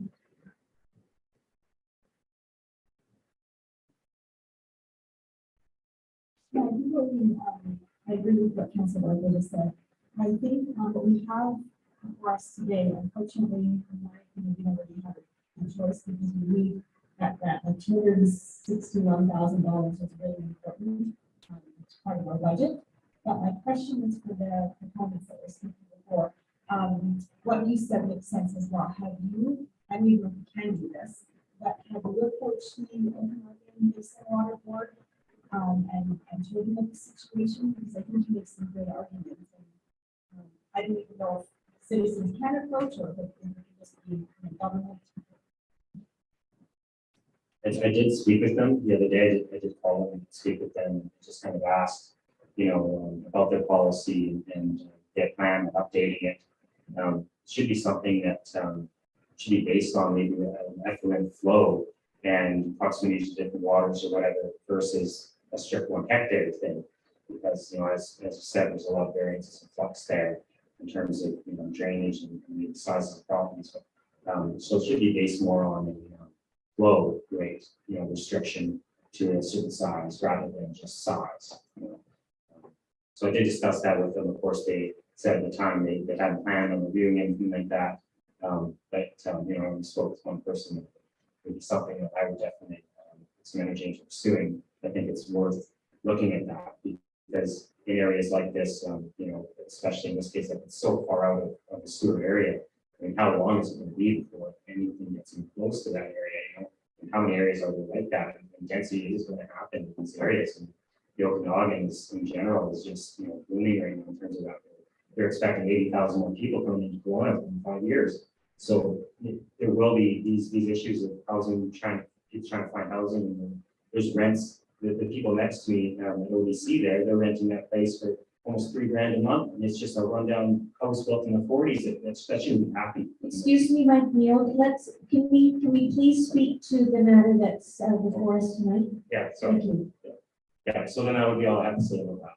Yeah, because then I did approach them and they hadn't planned on doing it currently, but I would like to pursue some energy into that. Thank you for that. Councillor Patton.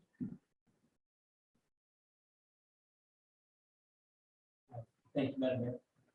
Just sit around the state, we think back into 2019. So, Closer. In 2019, Carriage House is women. And it was Corey Gain at that time that brought it forward and pulled the Carriage House out of the CR1 zone and the agricultural zone because of the Okanagan Water Board. And so, but at that time it was brought up that we talked about the small lots that fell outside of the guidelines. And at that time, we were assured by our previous development services director that those could come before us and that we could look at them and we're assured at that time, and you may remember, that our funding wouldn't be jeopardized over these small lots. And that's why we have the carriage house that's right next door. If you go straight south of this property, there's at least another 3 or 4 on the road on Morrow. So this isn't something that is outside the realm that we've already been doing. And I want to just talk about what Councillor Barkwell talked about. And the new sewer treatment plants that are out there do not even incorporate a field system. They're aerated, and by the time the solids go to the effluent, which is aerated, it comes out and it's already potable water, well, water that can be put into your ground without having to worry about doing any.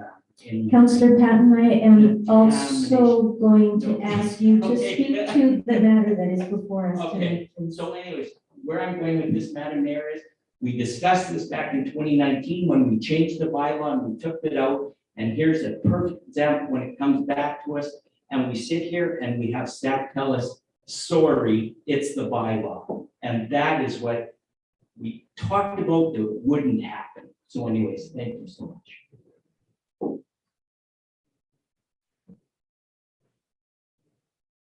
Any other questions? Oh, Brad, please.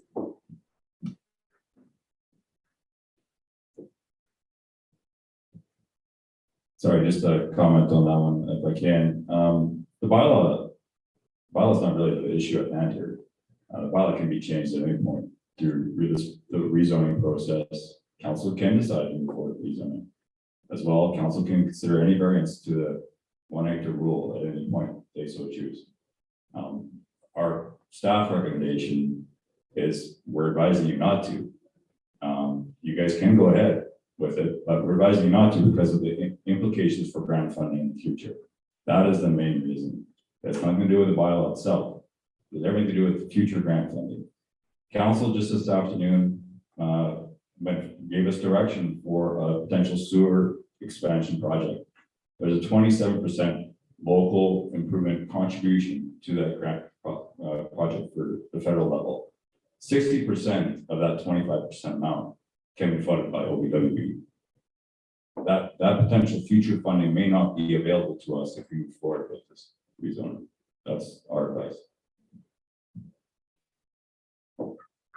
Thank you, Brad. I often say it's not all about the money, but in this case, it's all about the money. I don't think we can risk it. Councillor Barkle.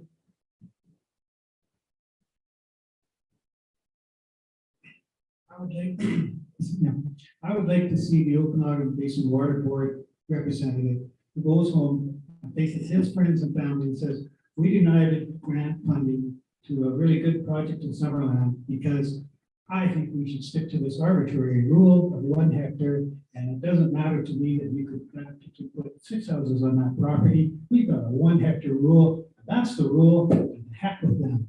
Who could go home and face the public and face the people with an attitude like that? Okay, do you have a question, Councillor Barkle? That's relevant? Any other questions relevant to the discussion? Okay, I'm going Councillor Carlson and then Councillor Bennell. Thank you. It's all very interesting to listen to what's going on. I think my question is if we deny this and then council propose we talk to the OBWB and we try and have a little bit more conversation and find out, 0.975, that's not, it's correct, it's not very big. It's about the size of a carriage house. And I'm just wondering if we deny it, does the whole thing go away? Can we table this and try and connect with OBWB and see if there's any conversation to be had? Is it worth trying to do that in a political way, or is it simply that we don't think that's going to change at all?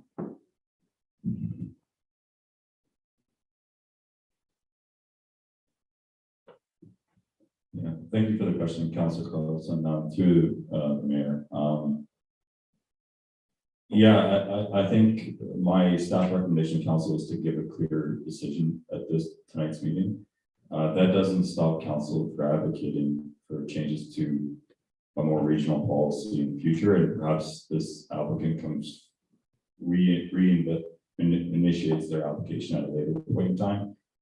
The policy change from OBWB will probably be a long process if they're going to make that change. It involves all of the local governments in the Okanagan Basin. So add all the regional districts as well. So doing all the way up to 7 up. So it's going to take some time. And also, as we heard from Joanne, it's a directive of the province too, so it's not not at that level. Okay, Councilor Van Alphen, you had a question? Clarification if I may through to planning. There was a wastewater practitioner that looked at this site for the carriage home and approved a septic field.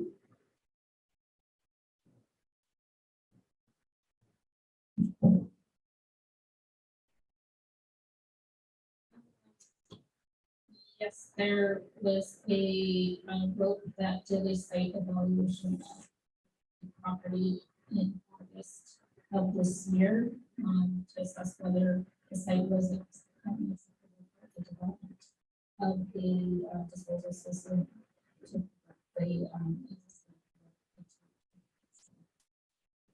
and facts reports of the test hole and soils evaluation at that time indicate that there's adequate suitable area for the development of a sewage disposal system for 1-bedroom carriage home.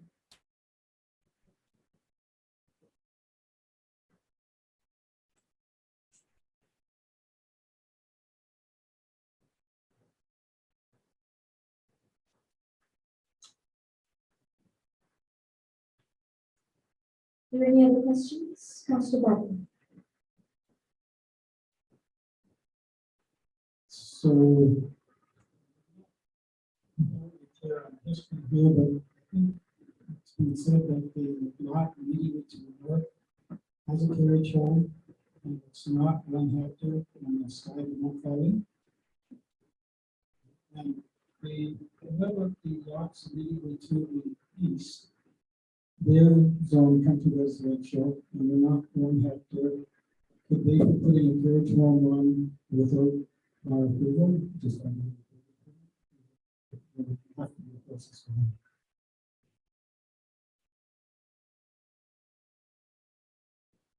So currently, we do have a specific use regulation for carriage homes that requires the property to be over a hectare in size.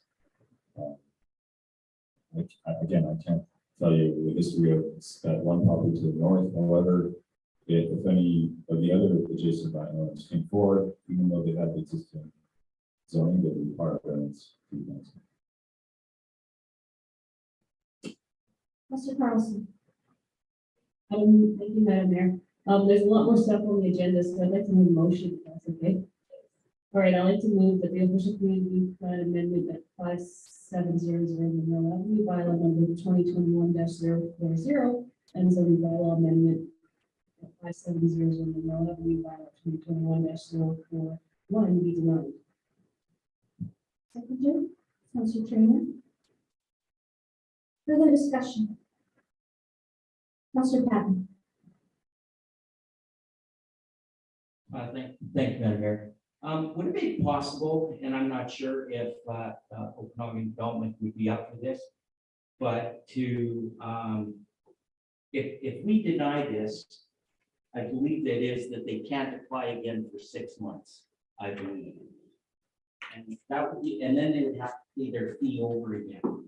I would really like to see us table this, have Okanagan Development go to the Okanagan Water Basin Board, talk to them with their wastewater practitioner about a treatment plant where it doesn't drop the effluent into the ground, and see if they would be willing to look at an alternative solution in regards to that.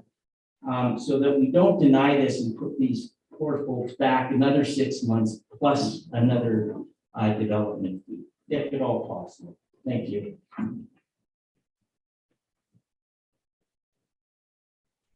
Anyone else? Councillor Holmes. I'm just wondering how what Council Patton suggested would work. For our corporate office.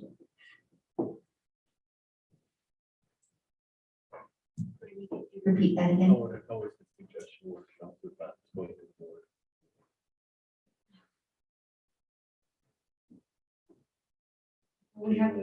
We have the current motion on the floor, so you could put the motion to table these amendments.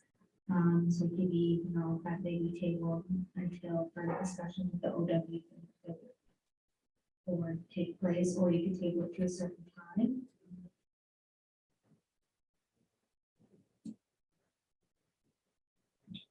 Brad?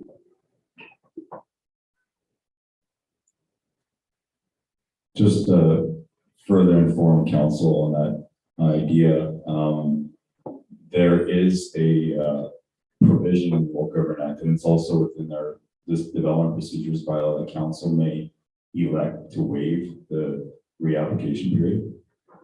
So if there was a change of approach with regards to the 1 hectare policy, council can elect to waive the waiting period as well as potentially waive the fee if they so choose in the future for a new application to be reinitiated for this specific proposal. Thank you. Councillor Holmes?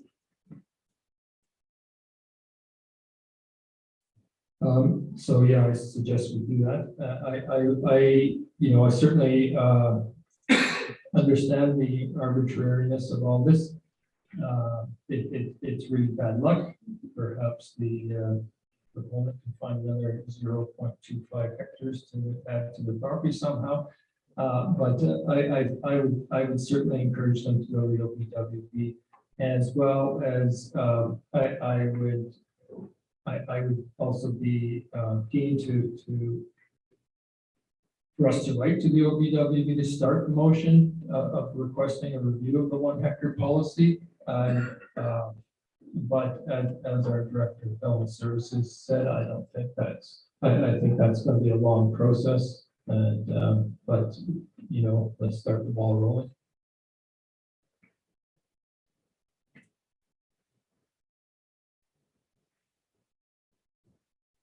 Okay, any further discussion on the motion that's on the floor? Councillor Bartlett. Thank you, Madam Mayor. After we dealt with this motion, I'd like to put forward another motion concerning what Council Holmes just discussed. So it's not move on too quickly in case I get a chance to put forward another motion. Okay, perhaps you could put forward a notice of motion at the appropriate time in the agenda, but that's just a suggestion. Okay, let's vote on the matter that's on the floor. All those in favor of denying? And opposed? So that carries. Okay. Councillor Barkle. I'd like to put forward a motion that council direct staff to write to the Okanagan Basin Water Board and encourage them as a matter of policy to revisit the 1 hectare rule and to develop a more,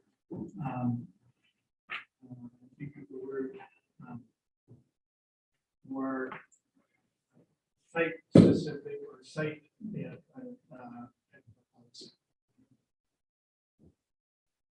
Seconder.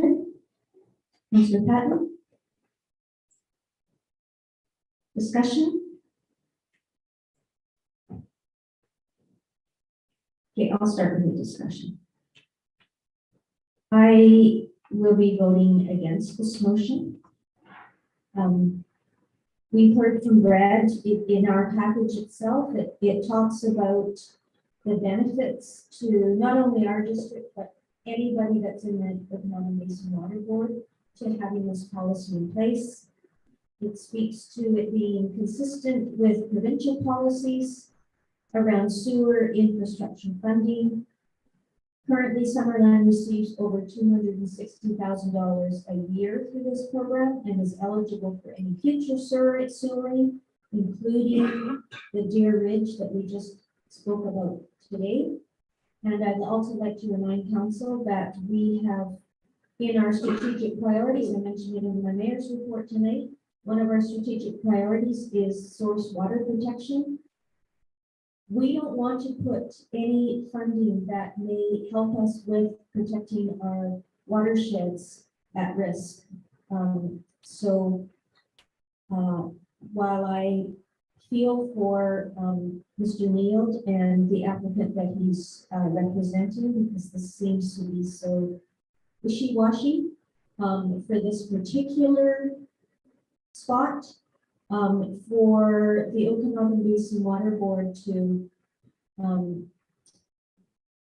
take on a policy that is simply following a directive of the provincial government and look at a case-by-case basis throughout all of the municipalities and regional districts of the Okanagan Basin Water Board, I think is ludicrous. So I definitely will not be supporting this resolution. Who else? Councillor Barker and then Councillor Pat. Madam Mayor, I think I have a little trouble with the words that you misunderstood what I was proposing. I'm proposing that they review the policy. I'm also asking them to review the policy with the list with us. I'm not proposing that they examine every location that is seeking to be system. It's a called professional guidance.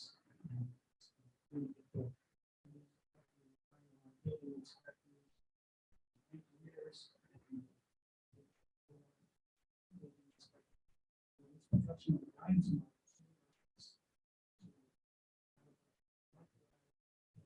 Certified.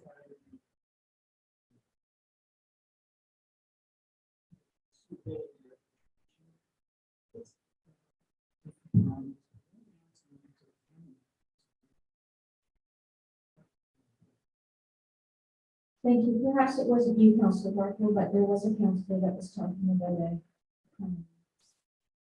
a site-by-site examination. Councillor Patton and then Councillor Train. Thank you, Madam Mayor.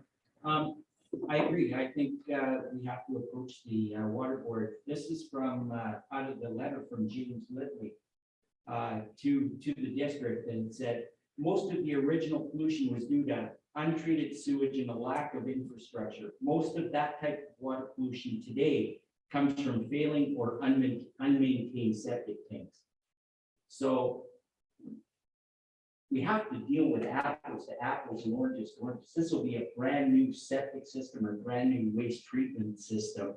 So I think that the water board really does have to take a look and see the new technologies and not rely on 1970s data.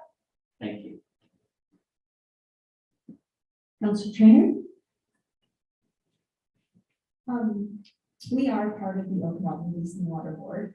And how I see a letter like this is, I think that it's worth sharing our feedback, just to let them know the kinds of things that we're dealing with, like today, what we were dealing with, and how it kind of puts us in this awkward position.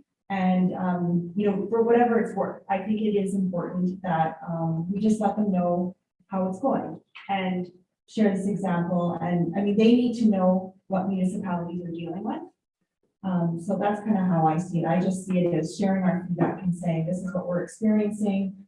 So when and if you do consider revisiting this 1 hectare rule, here's our experience. That's kind of how I see it. Great. Anyone else? Kendra, could I have you read the motion, please?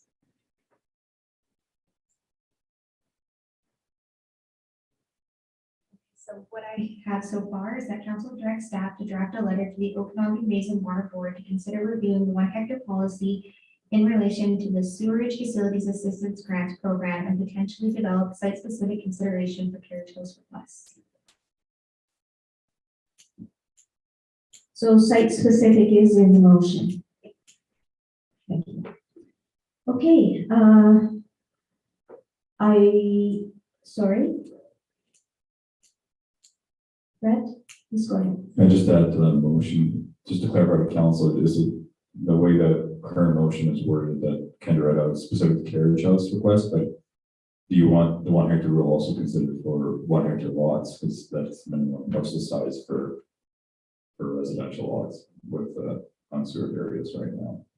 So it's not just carriage homes, like the rule applies to subdivision as well. Thank you. Councilor Carlson. I think this is something that needs more time, and I think it should come back as a notice of motion in January so that it can actually be dealt with properly instead of just one person thinks something should go to the OBWB, someone else thinks it should look at something else, and we should write something else, and I would suggest that perhaps this gets put aside for a moment. Thank you, Councilor Carlson. We do have a motion. Oh, Graham. Thank you, Madam Mayor. Just a perspective to, as council considers advocacy options, I do wonder if it may form into potentially a UBCM or SILGA resolution type conversation if significant momentum might need to be gathered from a larger group of parties that are affected by the 1 hectare policy. Just throwing that out there for consideration in due course.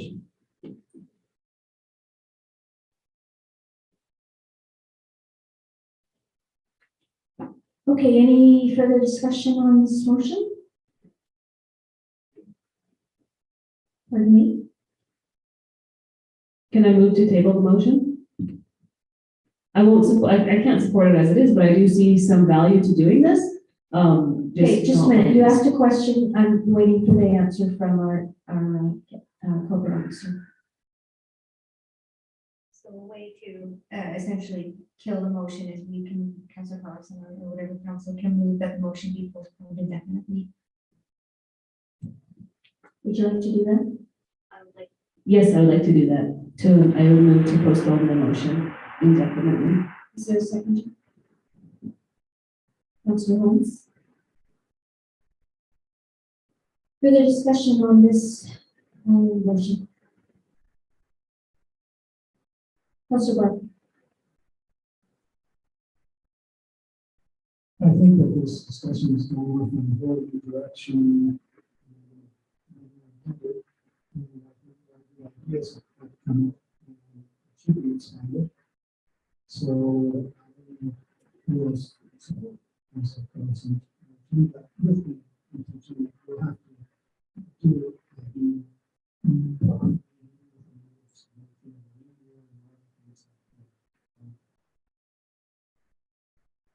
Thank you, Councilor Barton. Okay, I'll call the question. All in favor of tabling this indefinitely? And any opposed? That carries unanimously. Thank you, Councilor Carlson. Okay.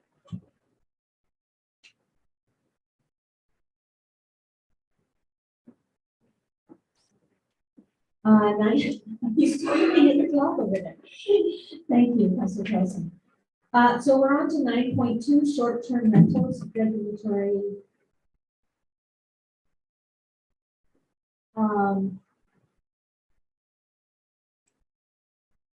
Sorry, before we go ahead, Joanne, I have a question of the corporate officer.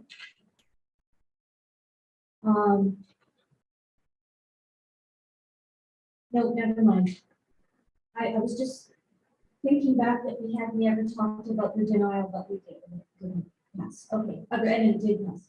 Okay, so on to 9.2, short-term rentals regulatory framework, Z 21-015.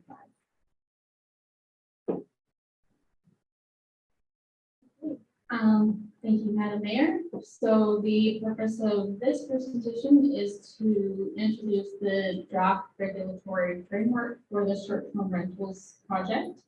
And this includes 5 separate bylaw amendments. So these would be amendments to the district zoning bylaw, business licensing bylaw, fees and charges bylaw, bylaw notice enforcement bylaw, and the ticketing information utilization bylaw. So this presentation focuses on the zoning and licensing aspects of the regulatory framework, as these bylaws set the parameters for what a short-term rental can be and how it is licensed. The other bylaws are more administrative to support the licensing program. So the fees and charges amendment is simply to include a licensing fee for a short-term rental, which is set at $500. And the bylaw notice enforcement bylaw amendments and the ticketing information utilization bylaw is to set fines and ticketing offenses to support enforcement of specific zoning and licensing requirements. The purpose of that would be to ensure that there are suitable deterrents in place as we move forward with implementing the framework. So just to remind council, just how we got to this point, I'll just quickly review the timeline. So staff brought forward a report to council on August 23rd, outlining various approaches that were used in other communities. And council directed staff to draft a permissive approach and initiate public engagement. So in September, we went live with that project, launched website on webpage on the district's website, and also initiated a survey and did an open house in October. And then council received the results of that public engagement on the November 22nd council meeting, and also directed staff at that meeting to include a requirement that a permanent resident be on site as part of the framework. So we initially started drafting a regulatory approach to allow and license short-term rentals in a fairly permissive way. Through public engagement, we received feedback, and then since rewritten the draft in light of council's direction for the permanent resident requirement.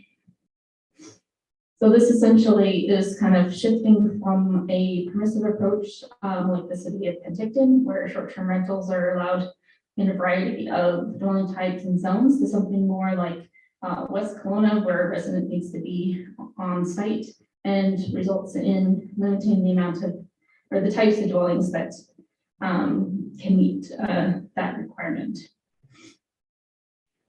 So the draft bylaws attached to the council report for consideration today are meant to incorporate council's direction for a permanent resident on site. It's also meant to provide a unified approach for all temporary accommodation within dwellings, and to provide clarity of a regulatory framework for everybody involved moving forward on how we want to address short-term rentals in the community.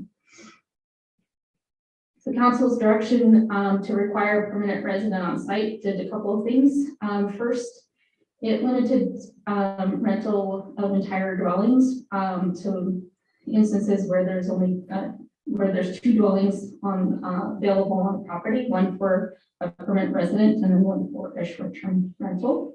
So staff saw this as significantly narrowing the gap between a traditional bed and breakfast and a standalone short-term rental. So right now, under the zoning bylaw, we allow for bed and breakfasts and in the zones that are shown on the map there. And this is limited to renting out rooms that are part of a single detached house. And the bed and breakfast is run by a quote unquote live-in resident, which is used as a term in the bylaw, but undefined. And bed and breakfasts are allowed in agricultural, rural residential, and urban residential zones as an accessory use. And they also have specific regulations, including occupancy limits, parking requirements, There are some specifications about bedroom sizes, and restricting kitchens within those guest rooms and so on.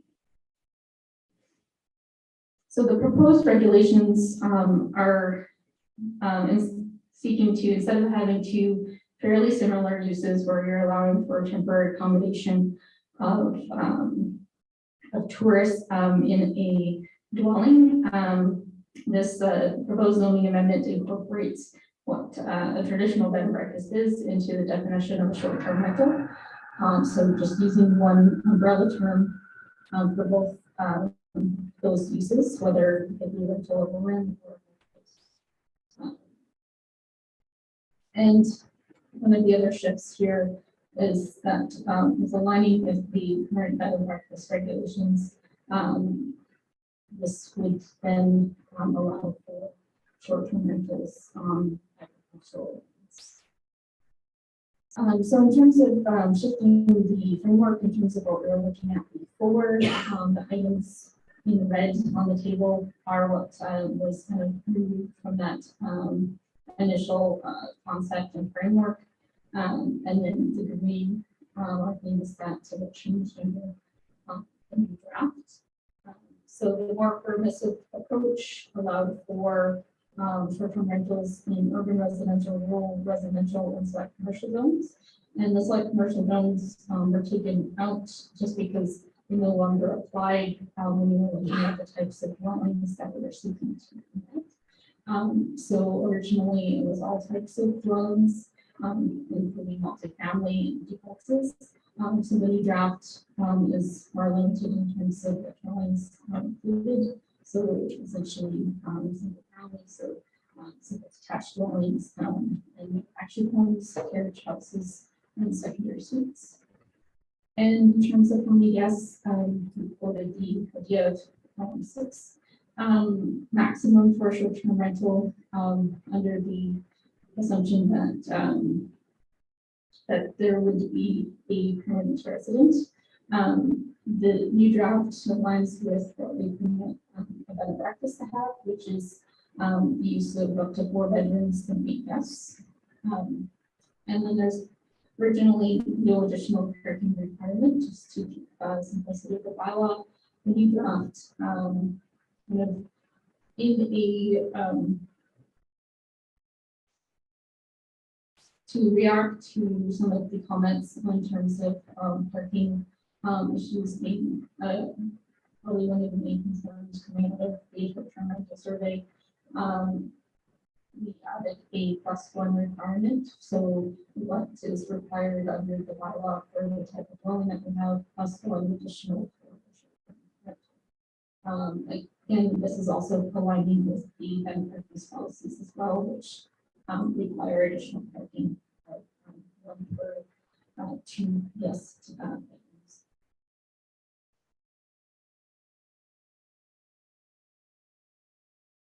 So under the new draft, short-term rental can operate in a single detached dwelling, manufactured housing, a carriage house, or a secondary suite.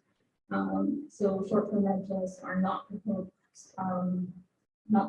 as a permitted use for duplex units, townhouse units, or apartment units. So it's essentially 3 types of dwellings: main house, carriage house, and secondary suite. So in using those 3 types of dwellings, there's essentially 3 options on how to run a short-term rental. So again, going back to that idea of a short-term rental being an umbrella term that incorporates what we consider to be a more traditional bed and breakfast with a rental of an entire dwelling. So a short-term rental could be renting out bedrooms within a primary residence where you have common areas that are shared with that resident, so essentially a bed and breakfast, or the rental of an entire dwelling unit that is not the primary residence. So just a couple of examples of what that would look like. In the first example, you have 1 residence, so you essentially can rent out guest rooms within there, within the home while you're there. And would be sharing common areas. So essentially what we allow now is a bed and breakfast. Second option would be when you have a carriage house and a house on the property. So one of those would be the permanent residence, and then the other would be the rental available for short-term rental of the entire unit. And again, option 3, that would be very similar in terms of having a house with a secondary suite, like a basement suite. So again, one of those could be the residence, and then the other would be an entire unit that could be rented out. So there is flexibility in terms of whether that permanent resident is in the smaller unit or the larger unit. But there would be a requirement for resident and then availability for that entire other unit to be rented out. So there are 2 options in terms of who can operate a short-term rental. So there's some flexibility built into the draft for renting out entire units. And this is a provision that was kind of modeled after the District of Tofino. And this option is, the first option is kind of a traditional scenario where the resident is being the operator, so they're living on site and then they're renting out the short-term rental, and they're the ones that are managing it. The other option that allows for the short-term rental to be managed by a professional management company. It still requires that there's a primary resident that lives on the property, but the management of the short-term rental isn't directly linked to that. So one of the benefits, which is shown here, is that you can potentially have a short-term rental, and then you can have another residence that is a primary resident that can be a long-term renter. And then the short-term rental is then operated by a professional management company, but it does allow for that other unit to be contributing to long-term rental housing stock.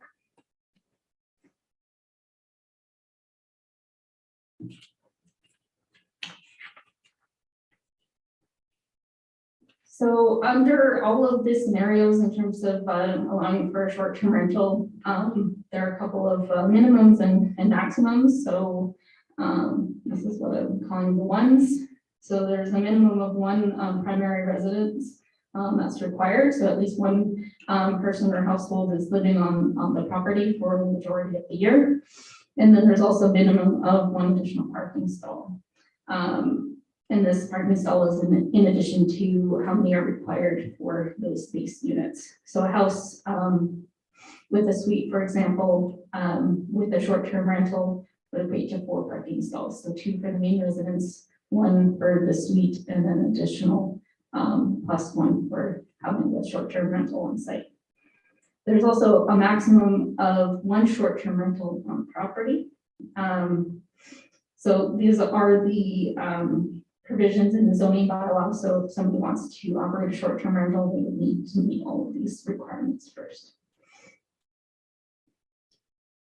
So the second part of the equation is obtaining a business license. So this is where we're asking for more details about the business and ensuring that it is safe and is not meant to cause a nuisance in the neighborhood. So this includes a health and safety inspection and signing of the neighbor agreement. And the details of the health and safety inspection are included in the council package. Just as a reference, the checklist is modeled very closely to the city of Penticton's and what they are using right now for their health and safety inspections. And it is something that we have reviewed with our building department and fire department in consultation as to what they feel is needed to ensure that those meet life safety requirements. So in terms of what an applicant would need to bring to the district when they were applying for a business license, this would be a parking plan, a floor plan, a emergency fire safety plan, an operator declaration, so essentially figuring out who's going to be responsible for operating the unit. And if they are claiming that there's a long-term tenant there and it's not an owner-operator situation, we would be asking for proof of a long-term rental agreement. And then also, again, if there's a professional manager that is going to be involved, that we have documentation as to that they have agreed to operate that short-term rental. There's also, again, requirements under the business licensing bylaw for whoever's operating to be available during the periods that the short-term rental is being rented out. And they be required to our response. There is a complaint that's been documented in the district essentially response. We have 2 hours to meet. In terms of discussion, so just kind of to recap, we do know that there's active listings in the community. When we checked in over the summer, it was 174. There's probably more active listings than that, closer to 200. But essentially, knowing that we do have short-term rentals that are occurring within the community, and we're shifting from an approach of being permissive and getting a license, something where it is a bit more restrictive, and that does have the potential of having less license that would be able to be issued, just because not everybody would meet those requirements that are being put forward. So in terms of what those proposed only properties essentially within additional dwelling are eligible to get a license, so maybe carriage house for secondary suite, or your only option is to run the traditional practice.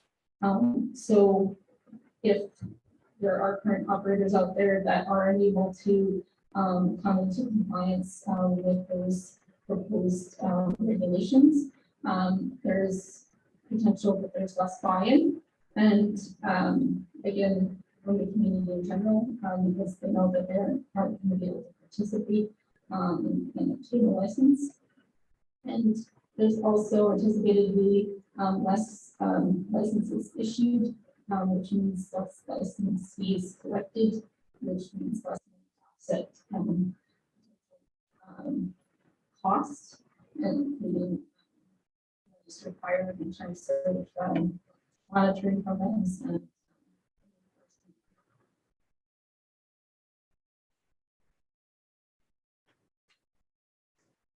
also just want to emphasize the difficulty involved with shutting down operators, as it takes more staff time and resources than getting somebody to obtain a license. So this places more workload, it shifts the workload from licensing to bylaw enforcement. And situations are more complex, essentially when you're putting somebody out of business, something that is more time consuming of staff to try to gain compliance, especially somebody that is not wishing to stop with what they are doing. And for this reason, they do have incentives to continue to operate. And I just want to highlight that when you are more restrictive and have less ability of people to obtain a license, you run the risk of there being incentive for people to operate unlicensed and essentially have an unintended black market of short-term rentals. So again, this becomes where bylaw enforcement is really key to achieving the intended results. And it's required essentially to follow up on shutting down operators that don't comply with the restrictions and being in compliance either through licensing or through getting operators to cease their operations. So one of the benefits of the approach taken is essentially avoiding the scenario of commercial ventures that seek to convert housing supply for long-term to short-term accommodation. And I have mentioned previously to council that that relationship between the short-term rental operating, it isn't a direct relationship to essentially one line of removing one long-term rental off the market, because there are situations where there isn't the intention of property owners that maybe are participating in renting out on a short-term basis that wouldn't participate in renting out on a long-term basis, mainly because they want the flexibility to be able to use their own space when they want to, or they want to use it occasionally for their second home or for their friends and families, and they don't want to be tied into a long-term lease agreement. But the effectiveness of being able to protect the housing supply again and returning houses that were used for short-term rentals back into the housing supply is also reliant on active and effective bylaw enforcement. So bylaw enforcement really is key to making any change between what's currently happening in Summerland and what the proposed bylaws require from coming into fruition. I also just want to point out that where there's a residency component to a bylaw, the district is kind of put in a position where residency will need to be proved, whether that's due to a neighbor complaint suspecting an absentee owner. But it is something that our bylaw officer has pointed out as being something that is very difficult to prove residency or non-residency. And it will require lots of documentation and a significant effort on bylaw enforcement to gather the evidence that's required to prove that somebody is not complying with a residency requirement. And I will also just note that the proof that you might provide during an application process to show that you're a resident can also be misleading, because there are owners that would have the proper documentation to say that they're a resident, but not live there for the majority of the year. So as we incorporate more and more items into the licensing program, there's more things to check, more things to ask for and track down from potential operators. And just to note that there is additional administrative workload that comes with the additional requirements, and also again with dealing with people that that find out that they are unable to meet the requirements to get licensed. So those bylaws did go to the Advisory Planning Commission, and they were generally supportive of regulating short-term rentals. They did have some concerns about the proposed bylaws being too limiting, and there was a lot of different opinions and discussion about this topic. Essentially, whether there was potential to lose sight of the benefits that short-term rentals bring to the community, but also some really positive comments about the benefits of having on-site operators and residents for short-term rentals. So it's, the discussion essentially changed to potentially revisiting this topic later, essentially being supportive of where it stands now, but thinking that potentially it might be something that council wishes to visit in the near future. So the advisory planning commission did provide a supportive recommendation that we draft regulatory framework to regulate licensed short-term rentals be supported by council, but they then followed with an additional recommendation that the ABC is generally supportive of the draft regulatory framework for short-term rentals, but also should consider that the regulations may be overly restrictive in requiring owner/principal resident occupancy, and that the regulations should be reviewed in 2 months to determine if changes are required. So, in summary, staff is also generally supportive of moving forward with the drafted framework as a way to implement a licensing program, and this is seen as an improvement over the status quo of what we have in Summerland, and the points raised in the discussion of the report and this presentation are meant to caution council in some of the areas of concern with a more restrictive approach.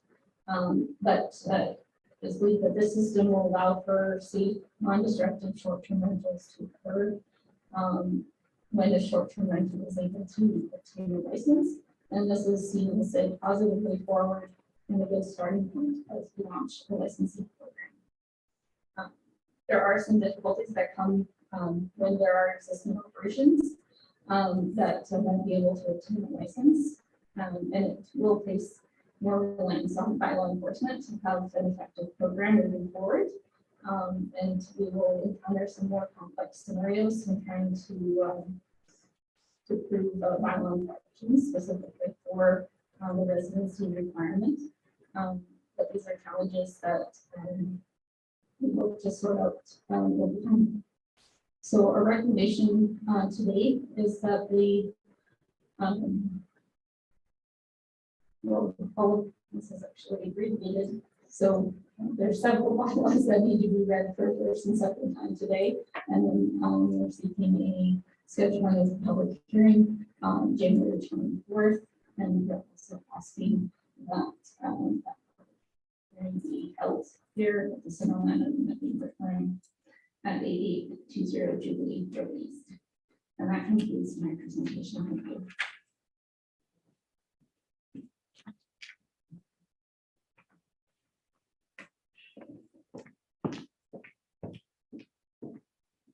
Thank you, Joanne.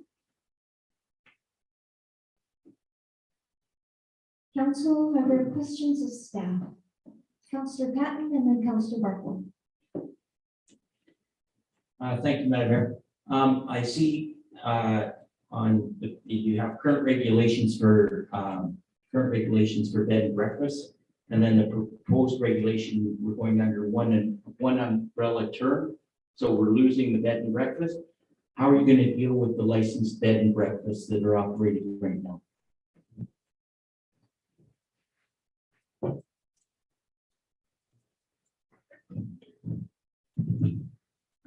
So the bed and breakfasts that are operating right now and have a license would be licensed under a short-term rental and would be providing the same provisions as a short-term rental that are proposed under this licensing.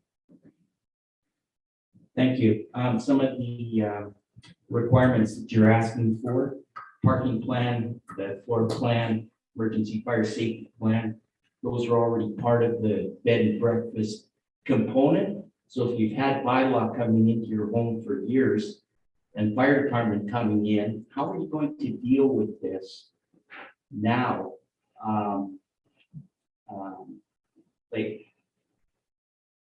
They're already in compliance. How are you going to, or what's the means now to bring those people and go to them and say, oh, by the way, we've now changed the name, and how are you going to now gain compliance if they're already in compliance?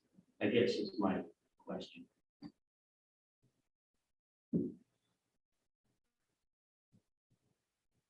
Yeah, through the mayor to Councillor Patton, I don't see a whole lot of things changing from the existing bed and breakfast in terms of the actual inspection process. Right now, currently our bed and breakfasts do require to get like you say, a fire safety inspection every year from our fire department before renewal of the licenses. So that would be similar to the health and safety inspection that we are proposing for short-term rentals. As well, the regulations that Joanne's proposing, were developed to be fairly similar to what we currently have in our zoning bylaw for bed and breakfast. So, for example, the 4-bedroom maximum, the 8 patrons total maximum, as well as there were already existing requirements of our zoning bylaw for bed and breakfast. And then finally, there was already an additional parking requirement. There may be some more informational requirements, but those would be more so for new applicants. If you're a renewal, we'll be just continuing the same renewal process as if you're an existing short-term rental that we've been in the community for years. If that makes sense. Yeah, thank you. It's going to a new umbrella style. We don't want to make it too onerous on those that are already licensed. We already know that it's going to be an enforcement issue for the district, especially with our only having one bylaw officer, one part-time bylaw officer. It's going to put a little bit of stress on them. So excellent. Thank you.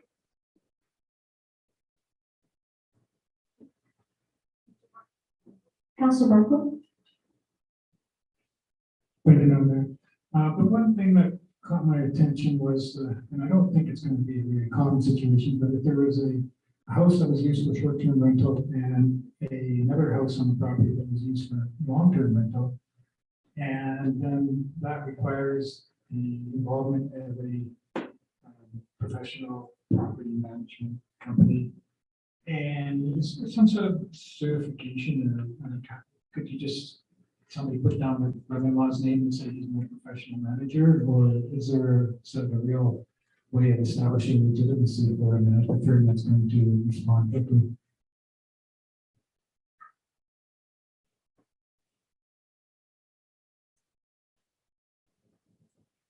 Yeah, the way that it's written, it is for a professional management company. So those would be ones that essentially were established businesses that would be familiar with running short-term rentals, managing property, and they would be the ones that would be seeking. I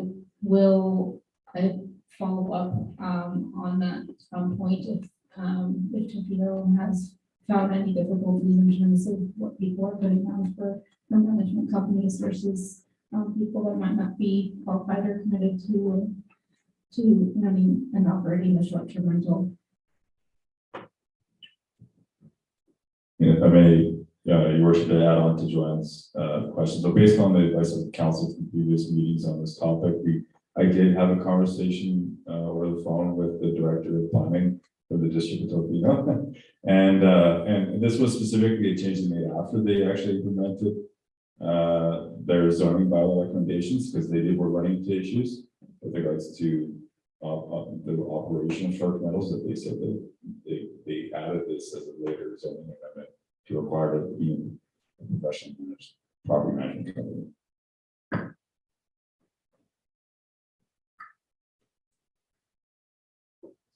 So on this side of the table?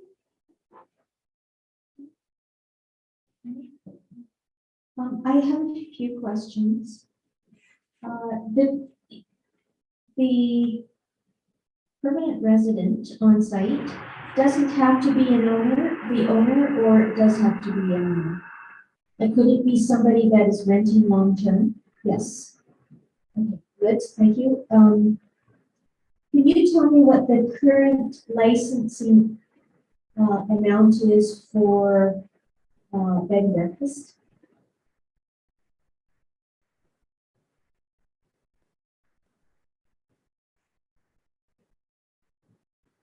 So I believe that it was recently released. I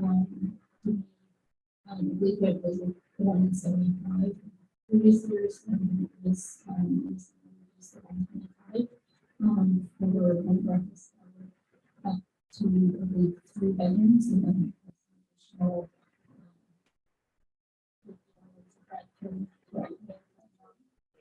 Per bedroom in addition to that.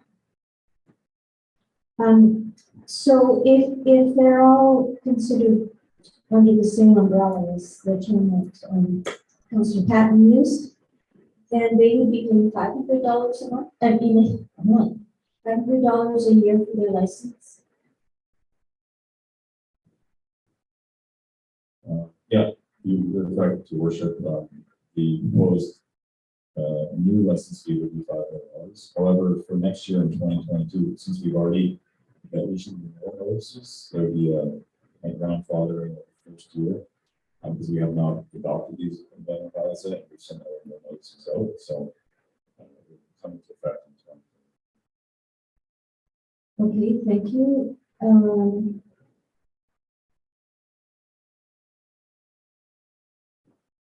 I was wondering, I couldn't see anything in the, maybe I just haven't looked in the right spot, but I was wondering if you could give us examples of what the APC considered too limiting. Did they provide any examples of their concerns about it being too limiting?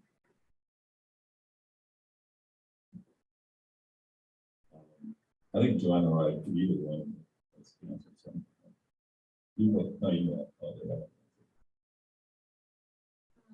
Yes, so in general, the APC felt that, the requirement for, the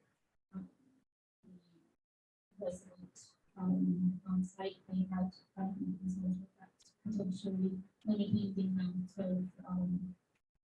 short-term rentals that would be eligible, to people to program, so it was, concerned that, those bylaws were to incorporate the existing operators into being able to participate in this program.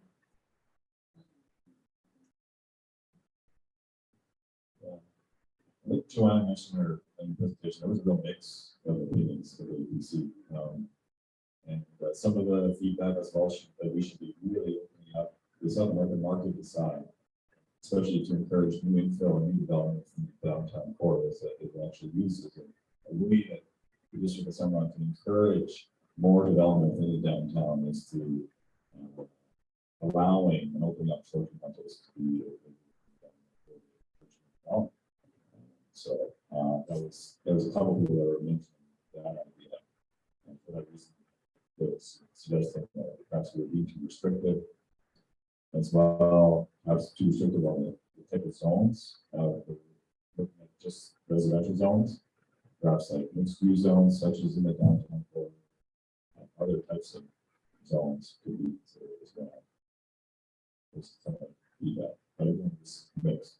Some disagree with that. Okay, thank you.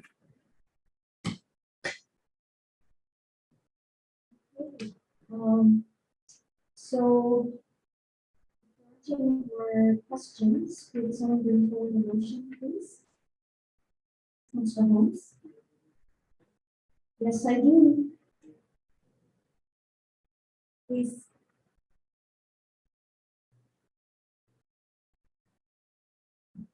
The zoning bylaw amendment, 2021-048, 48 be read a first and second time, and a public hearing be held on January 24th, 2022 to receive public feedback on the zoning bylaw amendment number 2021-048. And further that January 24th, 2021 public hearing, that should be 22, public hearing and regular evening council meeting be held at the Summerland Arena Banquet Room at 8820 Jubilee Road East. And that business license amendment bylaw 2021-049 be read a first and second time. That fees and charges amendment bylaw 2021-050 be read a first and second time. That bylaw notice enforcement amendment bylaw number 2021-051 051 be read a first and second time. That ticket information utilization amendment bylaw number 2021-052 be read a first and second.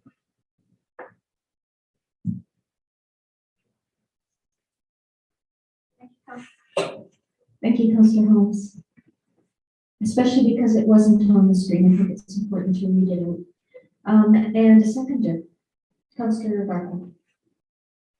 Any further discussion on this?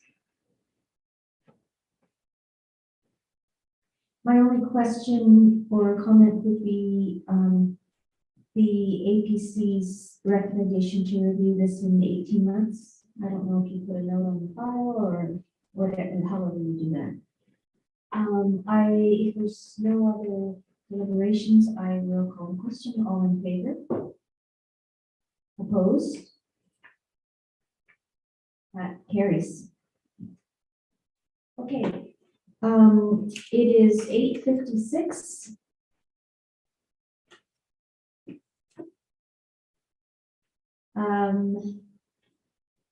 Would anyone on council entertain an extension to the meeting? To ask this question. Councillor Holmes? Until 9 o'clock. It's already 9 now? Yes. Okay, It's 8:56. Oh, 57. now. 9:30. Thank you, Councillor Holmes. Are you seconding Councillor Van Alphen?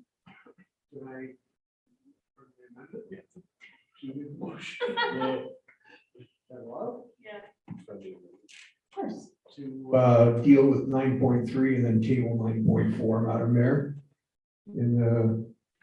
Just because of time. Or if we get it all done in a half an hour, but I have my doubts. Well, why don't we go to the 9:30 and we'll see where we're at, and then we can bring that forward again. Because there are a few other things on the agenda too. So you have seconded that, okay, all in favor?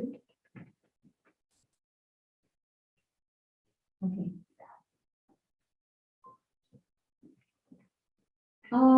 That's a good question. Does it have to be unanimous? I know we have to have a quorum, but does it have to be unanimous?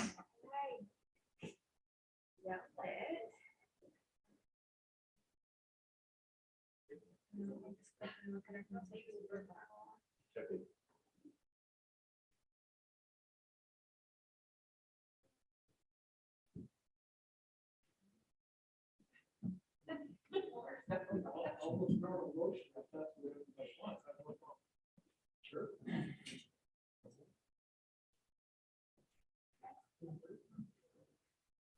It just says unless council resolves, so I don't think it needs to be in that unanimous.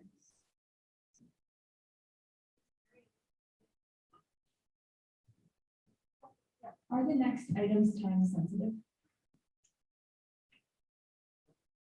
In my opinion, no.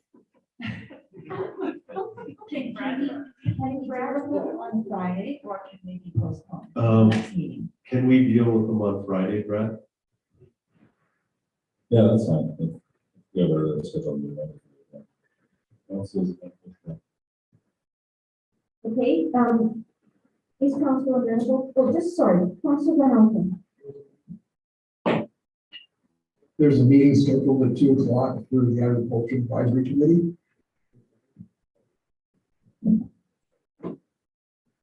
And you're part of that, I would assume? Yes. Yeah.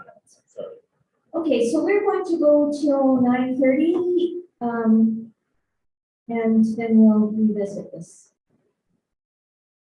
I mean, that's what the vote showed. Yeah. Okay.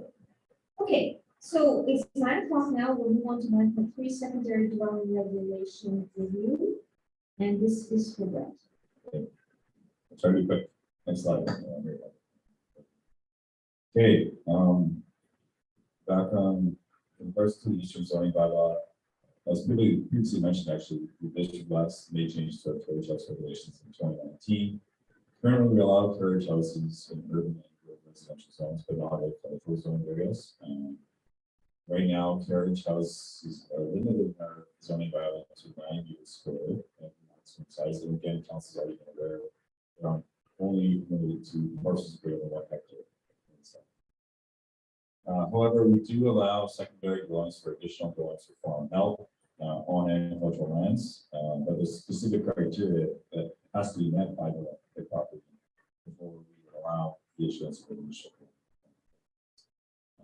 Finally, secondary suites are as well have a maximum size currently in our zoning about 90 meters squared and are allowed to be made. So in July this year, the ALC came forward with a news release to bring residential flexibility to the ALC and basically to allow for additional residences with on agricultural parcels. And basically these changes come into effect on December 31st, 2021 this year. So previously to these changes, this slide shows the ALC only allowed a single wide mobile home to be placed on agricultural lands. So maximum of 9 meters width.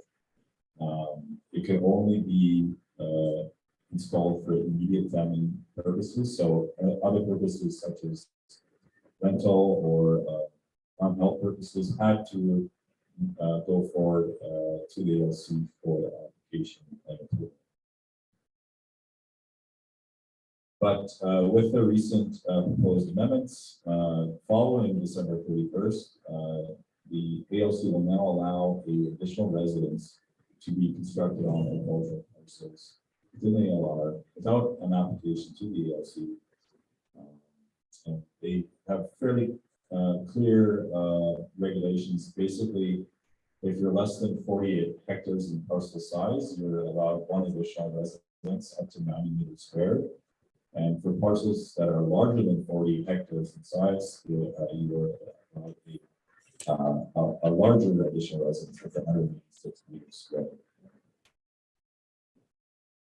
There is some conditions to those regulations. If there is already existing a principal residence larger than 500 meters squared on a parcel less than 40 hectares, then they are not permitted to have an additional residence, as well as if there's already an approved additional residence, it would be a third residence. So the new regulations allow flexibility by basically allowing the property owner to come forward with any type of proposed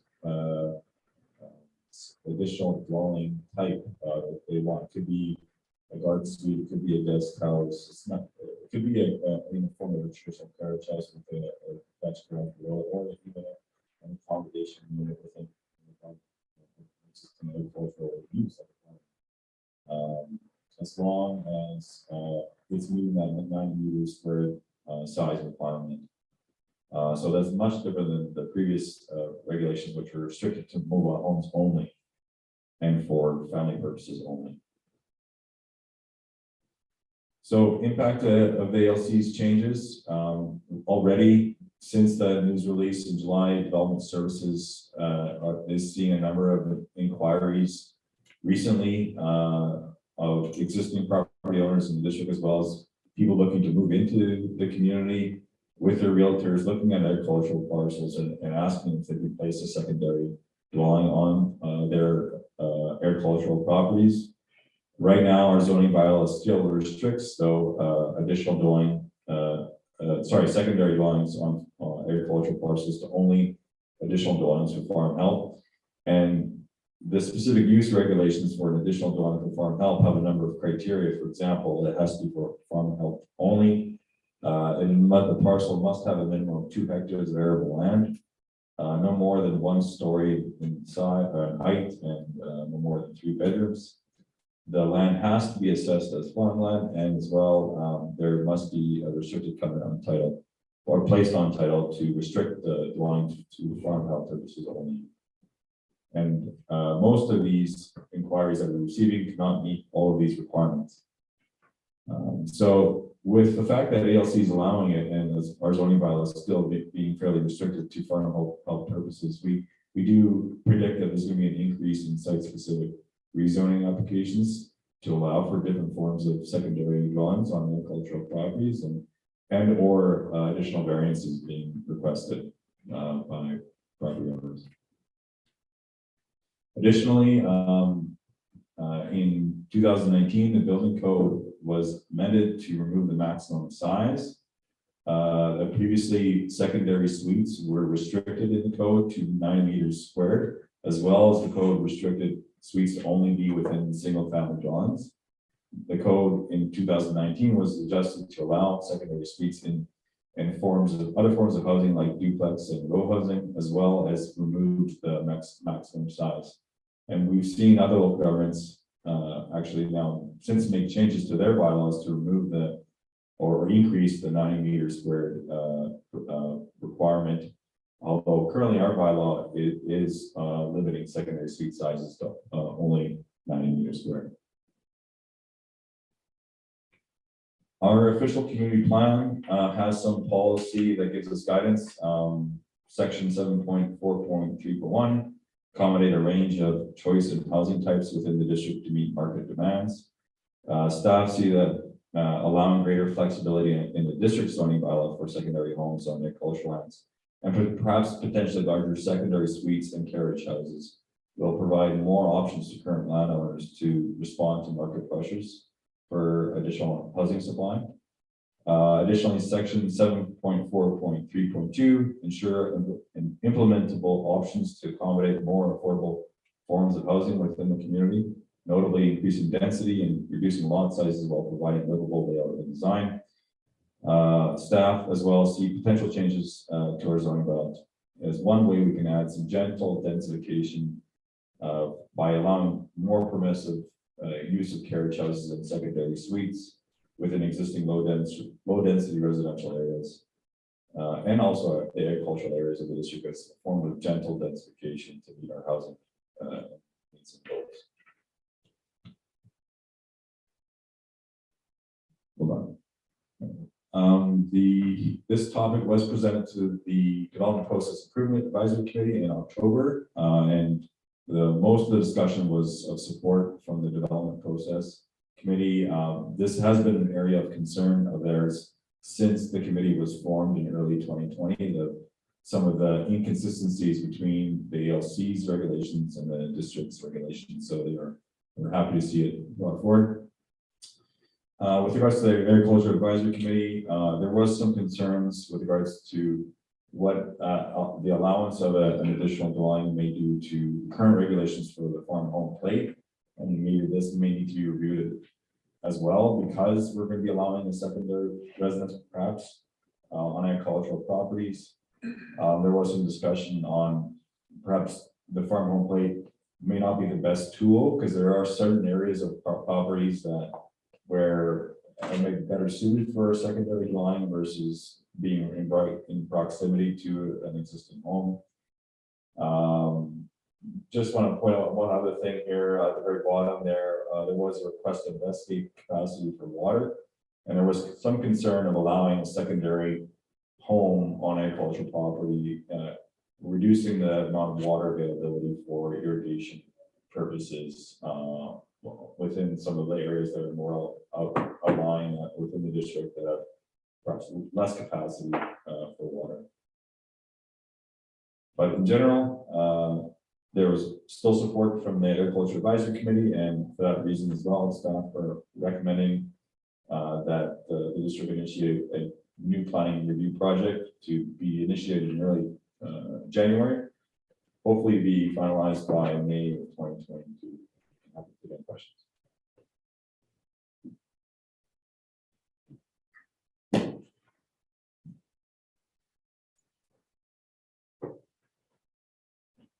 Council, who has questions?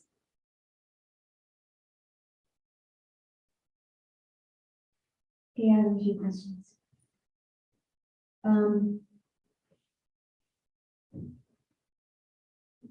uh, you talked about the Agricultural Land Commission.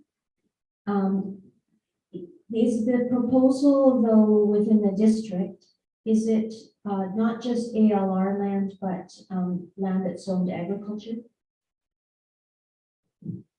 Yeah, that's correct. So the intent of this project will be looking at secondary dwellings across all of our agricultural zones. So that would include land in the ALR and outside of the ALR, as well as our existing residential areas. For example, looking at the current secondary suite regulations as well. Okay.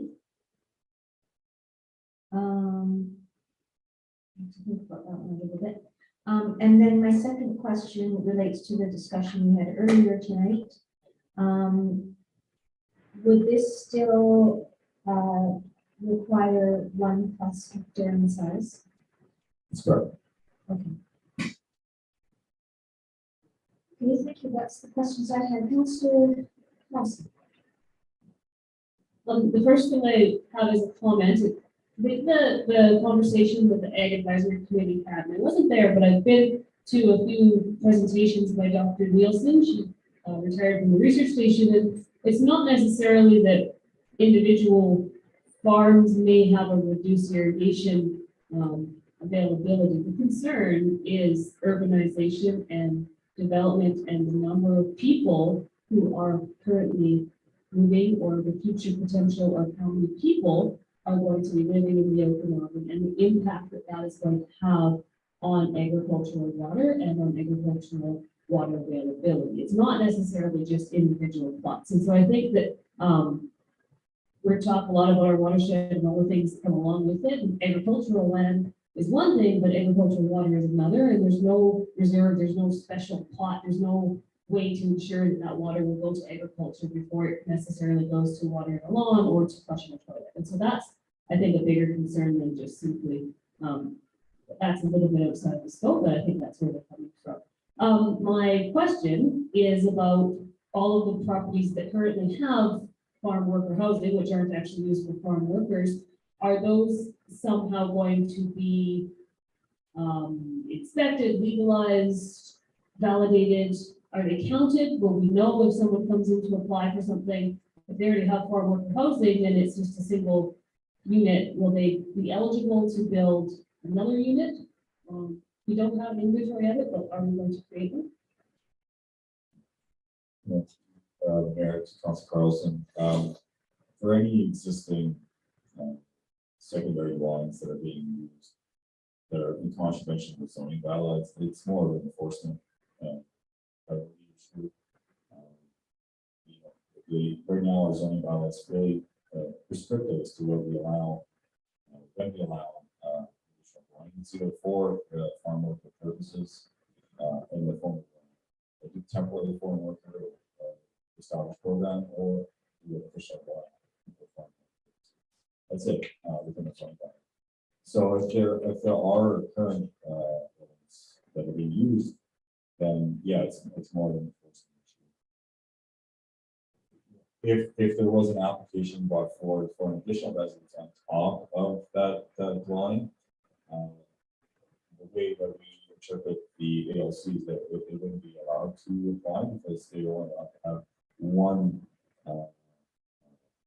dwelling, one additional dwelling on top of the principal residence, which we would confirm through zoning before we issue it.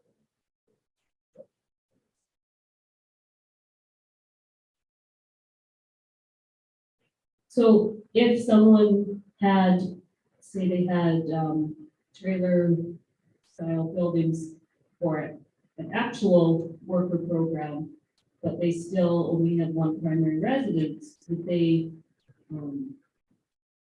should be allowed to keep that worker housing. Would they be then allowed to build a small thing that they could, have the family or something? The question is potentially to answer the question. Sorry, to the every additional application that would not meet these rules can be applied to the ALC. So if they have an existing farm worker housing facility, for example, there could be a justification or rationale provided to the ALC that it should be still allowed to have additional. Thank you. I think what it all leads to is that I see great potential to actually penalize the bona fide farmers that are using their worker housing and then want to have another accommodation, because all the people who don't have farm workers, which is a lot of small acreages in this town. Anyways, I see some great conversation to be had in the new year, I guess.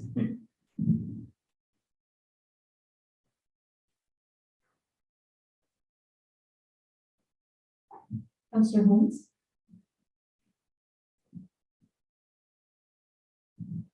So it wasn't that long ago that we increased the size of carriage houses from 60 square meters to 90 square meters to bring it into line with other communities. And as soon as we do that, then, other communities, mostly rural areas, have now increased theirs to 125 square meters. And now we're looking to do, are we looking to do that as well in all zones? And I get, my question, what is driving these ever increasing larger and larger and larger carriage houses? Yeah, to the mayor, to Councillor Holmes, I think that there's first of all, there's probably two answers to that question. First of all, I do want to say that there's no guarantee in this review that we're actually going to increase the carriage house size. It's something that we can consider as part of the project. And right now, our specific use regulations for carriage houses have a number of criteria that are not just the maximum size, but also the number of bedrooms, how the carriage house is constructed, the maximum height as an example. So maybe those need to be reviewed as well to ensure perhaps better form and character within existing residential areas. So the point of the project is to maybe look at those a little more in detail. I think that there is market demand for that. That's where a lot of this comes from, for increasing that size. To be sure, for sure, it would be to add more density, perhaps to existing residential zoned areas that are low density before.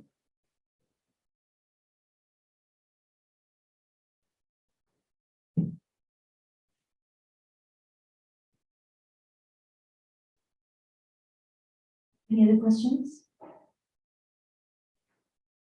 Councillor Renault? Floor, Madam Mayor. Sure, could I just ask one question? And I may have missed it in the report or in the presentation, but are we looking at raising again from 90 square meters? It's something that could happen as part of this. I do want to preface that by saying that the ALC's rule for parcels less than 40 hectares in size is a maximum 90 meters squared. So that will be something that we'll have to evaluate. Currently, like I said, our carriage house regulations, we don't allow carriage houses within agricultural properties, but if we were to take the carriage house use and just apply to agricultural properties, it would closely match what the ALC is proposing. However, through the review, we may consider changes to that size, up or down, through this project. Okay, and if it was up, for example, then they would have to apply to the ALC further? That's correct, yeah, for anything above that. Okay, thank you. Councillor Van would you like to bring it to the table, please? Thank you, Madam Mayor. Just one quick question to our planner. So 90 square, that's 1,000 square feet? Yeah, roughly. Thank you for the clarification. I'll put the motion on the floor, Madam Mayor. That council directs staff to initiate the new planning review project of the district's regulations for the following: 1 carriage house and secondary suites, and 2 secondary dwellings on agricultural land. Thank you, Secretary. Councillor Holmes, further discussion? All in favor? And none opposed, so that carries unanimously. Okay, 9:20. Development Services Monthly Update, Brad?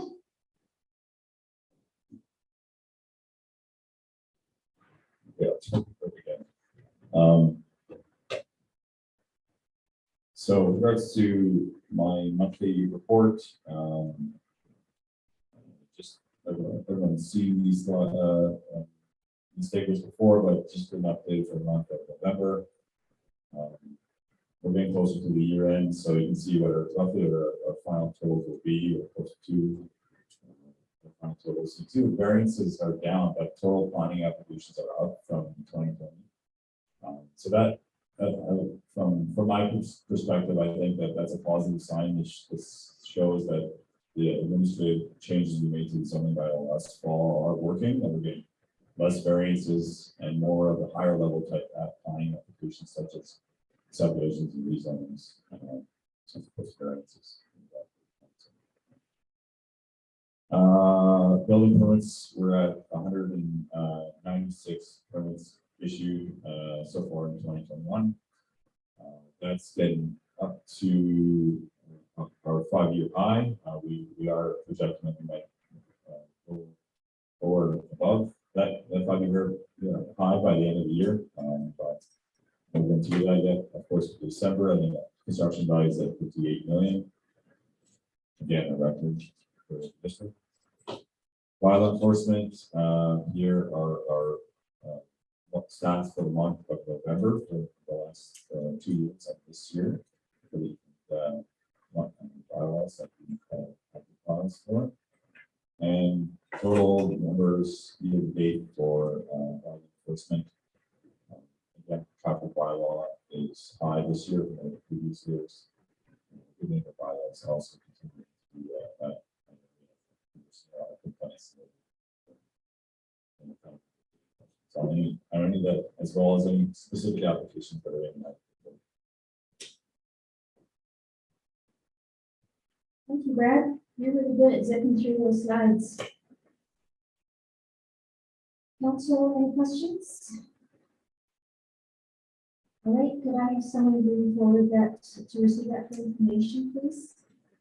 Councillor Holmes and Carlson, all in favor? Great.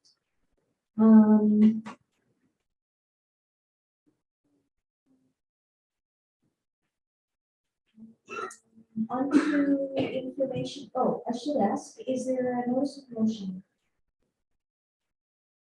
Okay. On to information items. Is there any correspondence that Councilor would like to bring forward? Councilor Holmes. Yeah, just the Excellence Award, and wondering if we should put forward as something. I don't know what the definition of social responsibility, but if we follow that or no, but I was thinking of putting forward, we could have a discussion at some point about what we put forward, and I was thinking the excellent.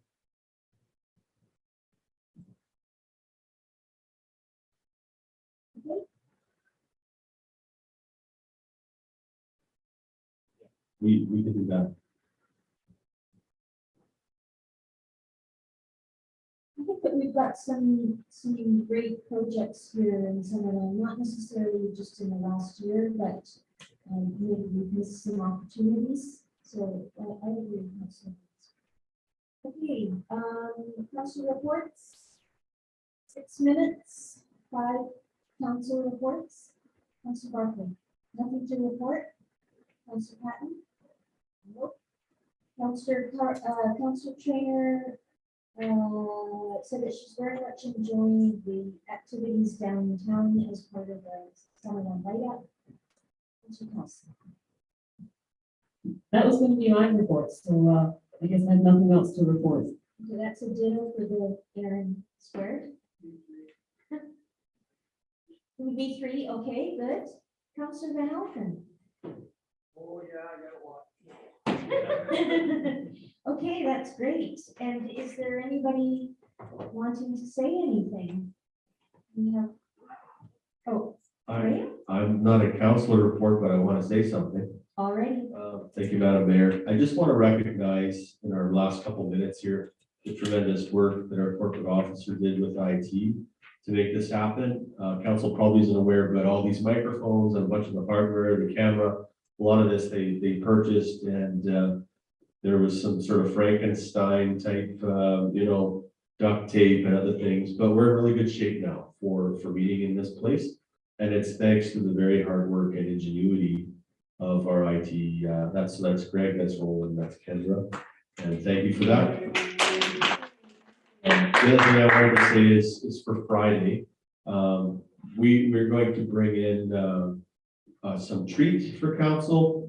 It should be a short meeting on Friday, but we'll have some treats there early, 12:15 or so, some coffee, some desserts, some squares and other things, and council can have a little bit of Christmas before we get into the regular meeting. If you're available to come a bit early, and of course, welcome to have some of those treats even during the meeting as we cover those items. So just for council's awareness, we'll have that set out for 12:15.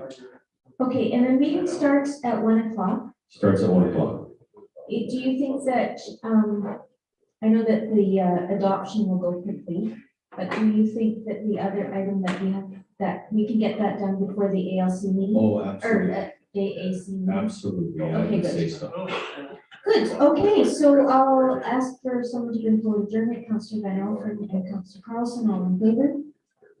Great, thank you. Thanks, everyone. Thank you.